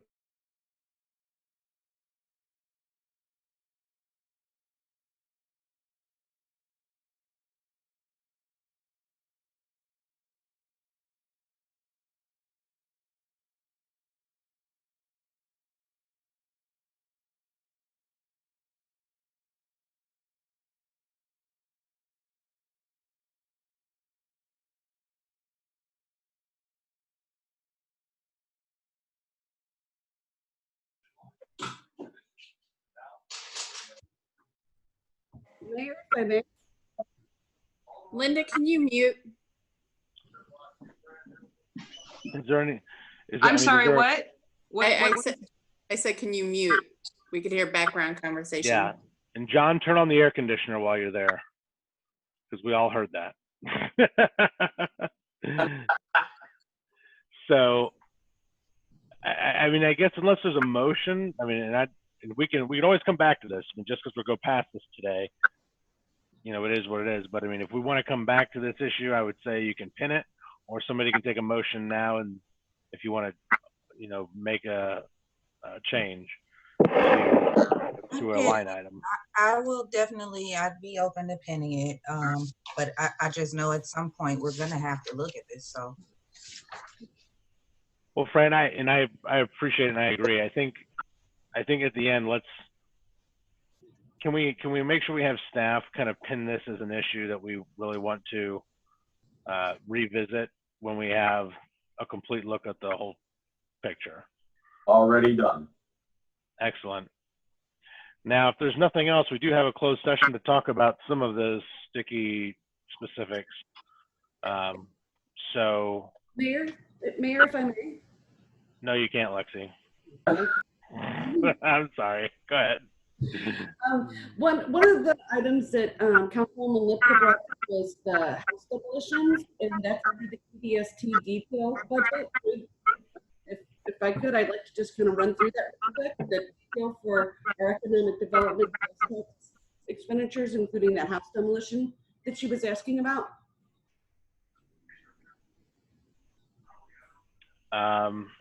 Linda stopped her video, but not her audio, I think is part of the problem. But can you repeat that? Because all I heard was a lot of other feedback. Okay. Yes. My question was, I would like to, if I could, go over the economic development sales tax detailed expenditures. Councilwoman Lipka had asked about the home demolitions, and I wanted to go over that detail, which is in the economic development sales tax. That's fine, because I think that is a conversation that we need to have soon, conversation about that. So go ahead. Okay. As you can see, this is the economic development sales tax, the proposed expenditures, as well as the forecast for 2020. Basically, we have $12,000 budgeted for this fiscal year. We expect to spend for the West Florissant rezoning match. We are anticipating spending the final $102,300 for the comp plan for this fiscal year. We have $83,000 in expenses for the suburban Burdale demolitions, which actually was just the acquisition cost for those properties.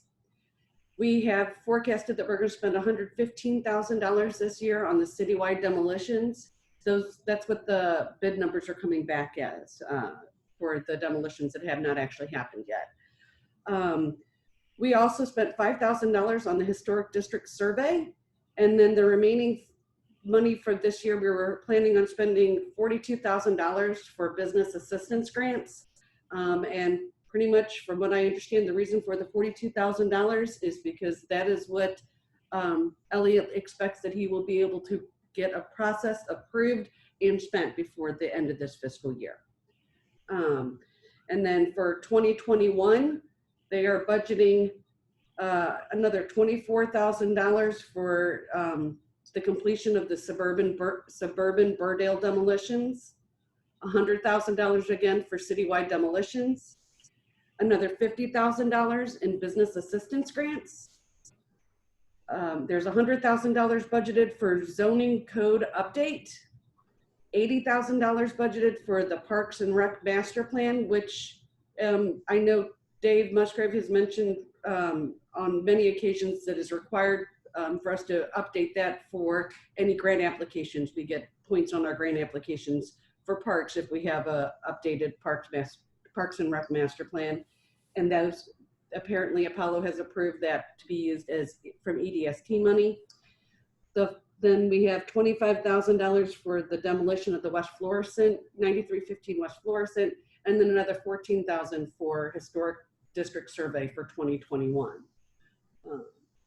So those are the planned expenditures for 2021, which is $393,000. And then of course, like I said, the forecasted expenditures for this fiscal year of $359,300 from the original $494,000. So two quick questions. Number one, what is the total, what are we expecting revenues to be this year for that? For economic development sales tax? For 2020 and then 2021. What is our? Oh, just one moment.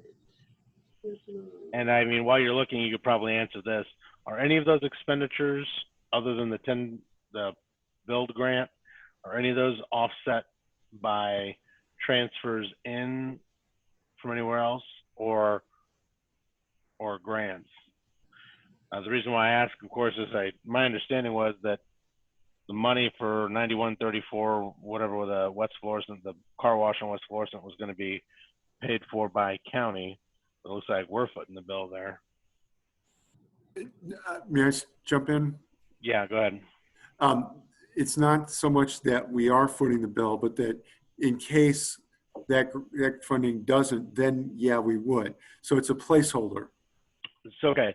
I didn't see that marked as a placeholder, but so that one is a placeholder. Good. The oh shoot, there was something else on there. I was questioning whether or not it should be placeholder or not. Oh, thank you for bringing it back up. Yeah, that's okay. Oh, the zoning code update. What is that for? Like, what? I mean, I know what it's for, but who are we spending $100,000 for somebody to do this?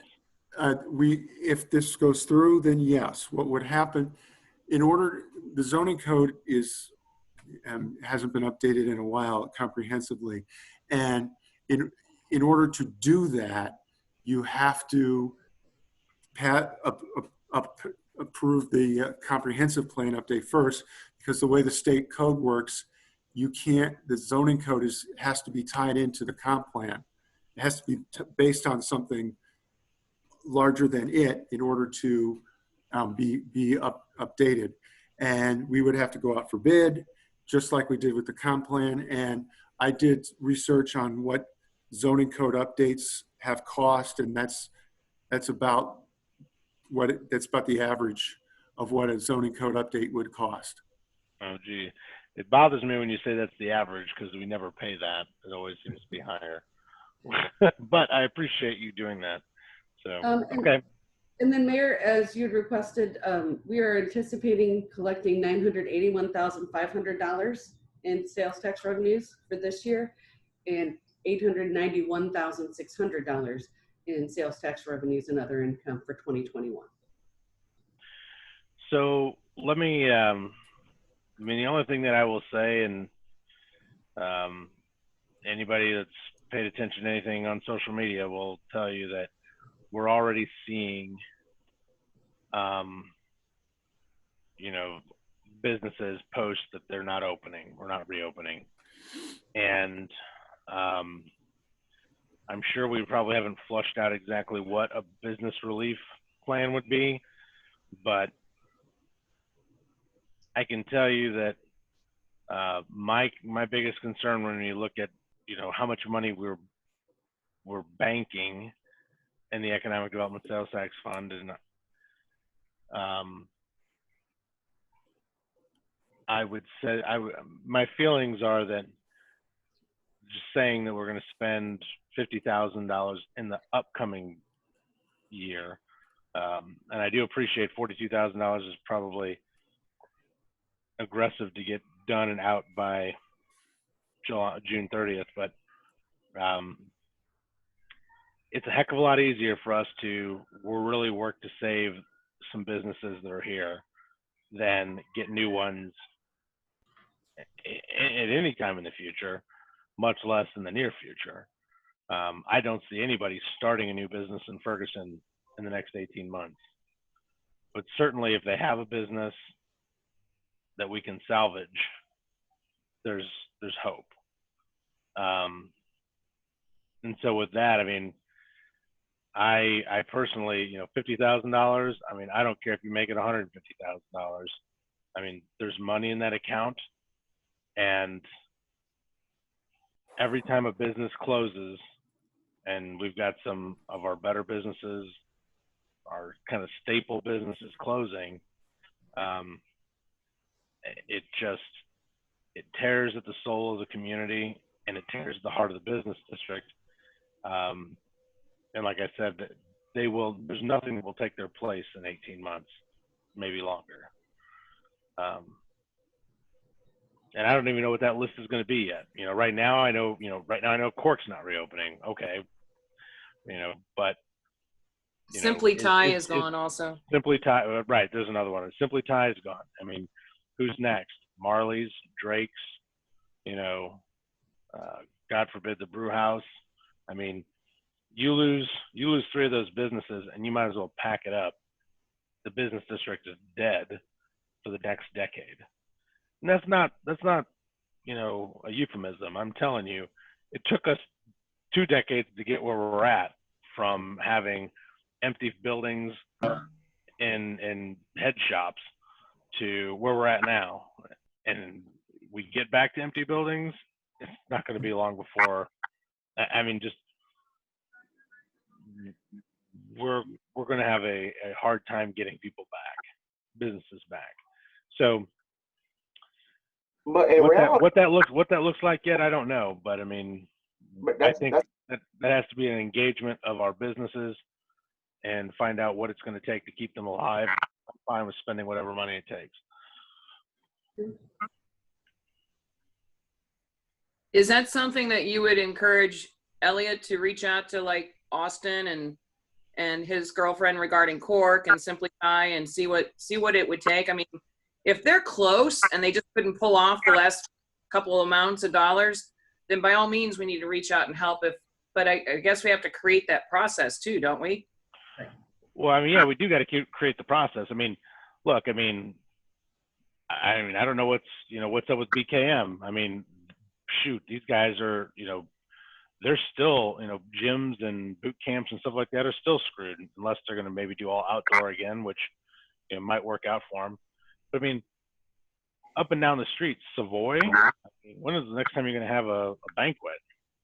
You know, I mean, these are all things that I think we need to be keenly aware of. And I don't know what that looks like yet, like I said, but I just know that it's going to cost more than $50,000.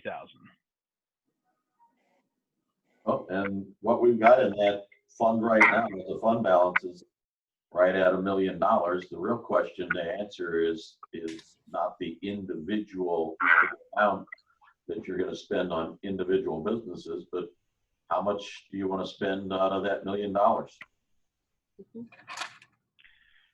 I mean, so, I mean, I've been intimately involved in conversations with the county about what they're doing. And there's some limitations to what they're offering, you know, but, you know, I don't have a problem, you know, the county's giving money to people if they don't get the PPP money, you know, there's some stipulations and such there. You know, for me, I mean, I don't have a problem helping, you know, get people over that hump. You know, if they can get $15,000 from the county, but they really need 30, then I don't mind if they get another 15 from us. I mean, I would want them to justify this. I'm not looking to pad profits or pockets, but I mean, I don't have a problem spending $250,000 out of that if it means a very, I'm always been about clawbacks, number one. So, I mean, I would want something that helps us make sure we're not just spending our money or giving money to people so that they can somehow pad their profits or anything. But some very financially responsible plan, fiscally responsible plan to, you know, help inject money so that these guys are not starting from behind again. This happened to them after the unrest in Ferguson. Many of these guys are just now paying back what was taken from them from being shut down for months and years, or a year, by, you know, protests and unrest. And so, you know, they've only been, I mean, heck, now they've only been shut down for a couple months. I mean, shoot, some businesses were shut down for 4, 5, 6 months back in 2014, or at least they didn't have customers. So now they're, you know, 5 years later, they've barely gotten back on their feet. And then now that they got this again, I just want to make sure that part of this is going to be engaging them into finding out what they need and what it really is, to help them But I mean, as far as the number, I mean, I personally probably feel comfortable spending, you know, in excess of 250,000 if that actually made it work. And maybe this is a series of payments. Maybe it's not over one budget cycle. I mean, I don't want to give somebody a lump sum of money and they close tomorrow. But you know, if it's Mayor, you getting could them, also, if I'm it's sorry. getting them, if it's getting them through the next quarter and the next year, and then maybe again next year, whatever it is, you know, this, by the way, that, you know, normal isn't going to return for 18 months or more. So we have to keep that in mind too. I mean, and these businesses know that. They know that, hey, you know, it'll all be okay in a couple months. This is going to be a long slog back. And so I'll yield the floor. So, Mayor, the other thing I was going to say is, I mean, it could also be set up in terms of like a minimal payback period. You know, once let's say we create a loan and we have a minimal payback, maybe a 2% payback or something like that on a monthly basis. But as long as they stay in Ferguson in business for 3 years, then at the end of the 3 years, you know, whatever's left could be forgiven. I mean, you could do something along those lines that, you know, it's a partnership. You're creating a package that's a partnership. They pay back what they can. We keep them afloat, and then, you know, we, in 3 years, if they're still here and everything's still going well, you forgive it. Well, that's what I meant when I said clawback. In the past redevelopment agreements, we've ensured that if you don't stay open for 5 years, you know, there's a prorated amount that you have to pay back of your redevelopment agreement. So whether you want to call it a clawback if they don't stay open, or a loan that's just forgiven if they do stay open, whatever. But I think that's I agree with you. I think that's a good strategy. Something to encourage that, not just encourage them, but really incentivize them to stay open. You know, if they're incentivized to stay open, you know, hopefully we'll get past this, and then, you know, we won't be, we're not going to be subsidizing people over, you know, the next couple of years. Well, if we're subsidizing for the next couple of years, it's almost okay, as long as after a couple of years they're still going. So however we want to work that out is fine with me. I don't think it's worth our while to sit on a bunch of money when we have an immediate need.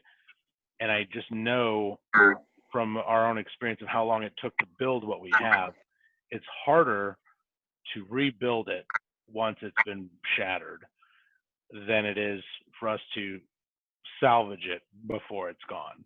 And what we have is what we want. You know, it's not like it's businesses leaving that we didn't want in the first place. We've been through that. These are businesses that we've already spent money to get them here. I mean, we spent money to get Cork here in the first place. You know, we built that giant building, and then we incentivized them to build it out. And so now to lose them, you know, that means that twice we've given them money and we've still lost them. So, but sometimes you got to stop the bleeding. How much money gonna give them? We can't go broke doing it. I mean, the whole country, the whole world is going through quarantine. Well, I would agree. I would agree with you, Byron, if we were just spending money into a hole that wasn't sustainable. But it's not that it's not sustainable because of the business or the business model. It's problematic because of the times we're in, and that's across the board. Yeah. So that's all I'm saying. I mean, you know, and I would say the same. I mean, I would say the same thing for, you know, Joshua Davis over in West Florissant. You know, I don't think it's affecting, you know, Jimmy Williams over at McDonald's, but, you know, I would say the same thing about any businesses that have, you know, been here, that were stable prior to this start, and you know had a good strong, you know, they had a good strong kind of pro forma going forward up and until that point. I would say the same thing about any of them. So, and that's one of the reasons why also I want to make sure we have enough money, because this isn't just about, you know, saving Cork. This is about, you know, anybody along any of our business corridors that, you know, need to be sustained. We've got a couple people who are, you know, over on West Florissant who are, have been our staple active business people, and they need help too. Well, and the thing is, if we don't help them, if we have the ability to help them and we don't, we're not only looking at the 10-year, 15-year progress of trying to replace them, but we also lost those tax dollars. If we help them, we're still getting those tax dollars as we help them get their feet back on their feet. Agreed. Well, let's face it, if we lose all these businesses, eventually there's not going to be enough money to sustain the city anyway, so it's all a moot point. We don't need to have the fund. So, Mayor, if I could interject. Yeah, go ahead. Whatever the number is, determines the size of the program. And we were taking a shot in the dark, at $50,000. If it's the pleasure of the council to make a significant investment in helping businesses survive this period, well-deserved businesses survive this period, and set that amount at $250,000, then that's a different program, and we're happy to embark upon that program. It's not a small program, it's a big program, and we would obviously then formulate plans to go about that quickly and then come back to the council for additional consideration. Jeff, and I appreciate for you articulating that, because that's exactly right, and that's really, I think, the point ultimately what I wanted to get at. I mean, throwing out $50,000, and this by no means is to say that what you guys weren't trying to do wasn't trying to be helpful, but throwing out $50,000 might as well also, if it's not effective, just be, pissing money away. So I don't have a problem with spending a good chunk of money. I'm throwing out $250, and I would like the staff to devise an effective and fiscally responsible, robust plan to both seek what is needed by our businesses to keep them afloat, and then come up with a fiscally responsible way of having them apply for it, administer it, and then have this program. I think us doing this signals a lot to our business owners by just saying, look, we're willing to put real money in this, number one. And number two, I think I would hate to throw away $50,000 that doesn't do anything really. Either goes to people who go out of business anyway, or it goes to people who didn't need it in the first place, and it's just a couple extra $1,000 for them. I would want to see people get, I would want to see, especially those industries worst hit, the hardest hit by this. I would like to see those sustained, because let's be honest, especially the small businesses in our community, most of those are hospitality, restaurant businesses, and those are the ones that have been hit the worst, hit the hardest. So if it pleases the council, I mean, is there any concerns about the amount, up or down? And No. then maybe we could have the staff come back to us with a more detailed plan. I did have a question, not Sure. about the amount. I just wanted to make sure I understood the 250, if that's what we agreed on, is coming out of what? Economic development sales tax. Okay. So Yeah. if we use the 250, I mean, let's just say, I'm just speaking hypothetically here, and I'm not saying that that's what I want. Let's just say we don't help them and then they go under. We would be essentially helping a whole nother business or some other new business that we don't know of just yet to do something that we could have done for existing businesses. So I'm definitely in agreement with helping the businesses out. 250 sounds good to me. I would also make sure that, if whatever number we decide, we have a portion set aside also for not just the existing business, but for any businesses, because we're going to have to start thinking outside of the box and figuring other ways of attracting businesses too, that we can also use to kind of draw some folks in. I know it looks gloomy now, but I always try to think on the brighter side. And if we can find some creative ways to draw some business, even given the fact that we're not going to conferences next year and all of that, just to have that in mind as well, that we are also trying to help people that are here, but also help people get established that may be interested in coming here. That's all I'm just saying.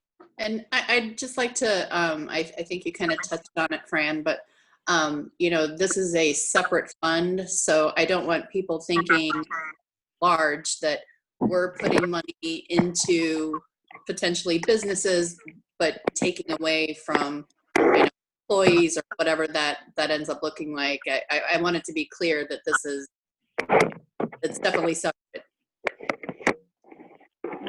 That's a good point, Heather, and also Fran. That's a great point.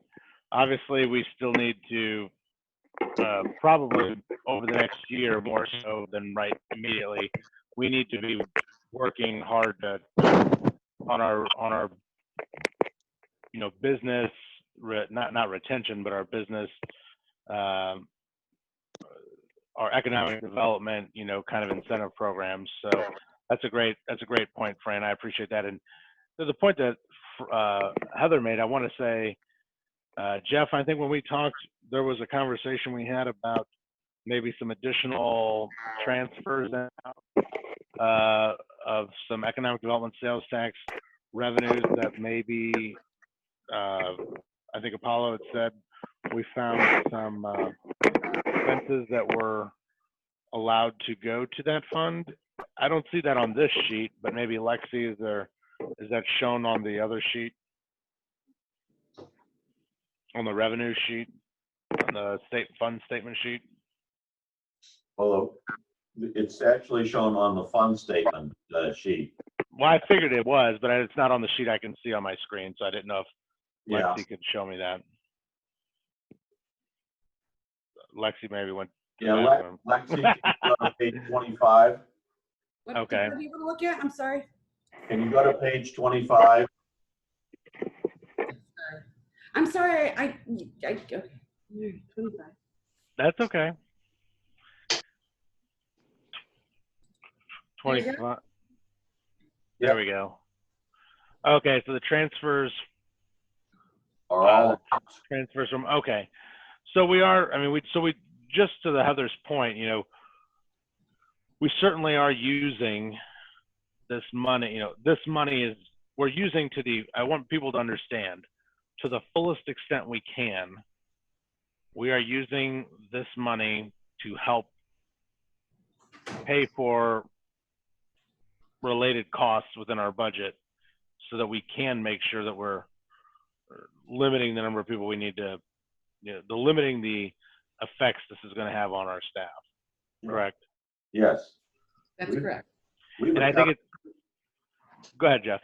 Well, we've accounted for in this current fiscal year, $364,000, and we believe that in the next fiscal year, there will be $354,000 of eligible expense within the general fund that can be paid for by the Economic Development Sales Tax Fund.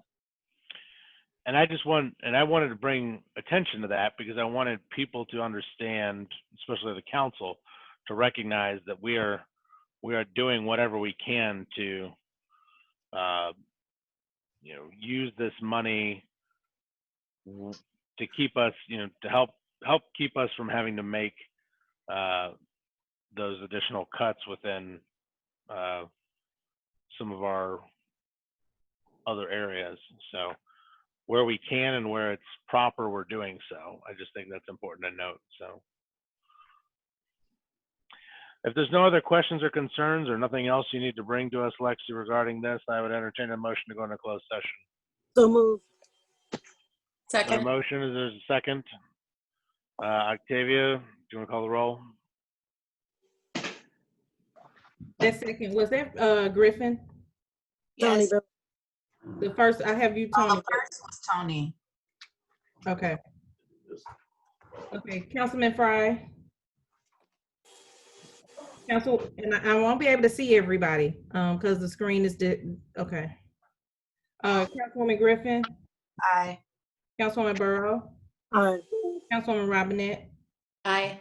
Mayor Knowles, Aye. Councilwoman Lipka, Aye. and Councilwoman Jones. Aye. All right. Of everybody who needs to, which staff, I want to thank you for sticking with us till, almost 9 o'clock.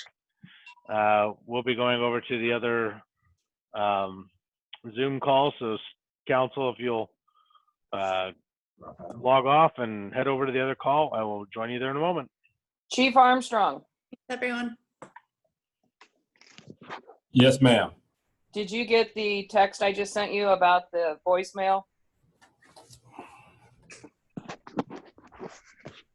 Yes. Okay, so I think we got some issues over there. Okay. All right, thank you. All right.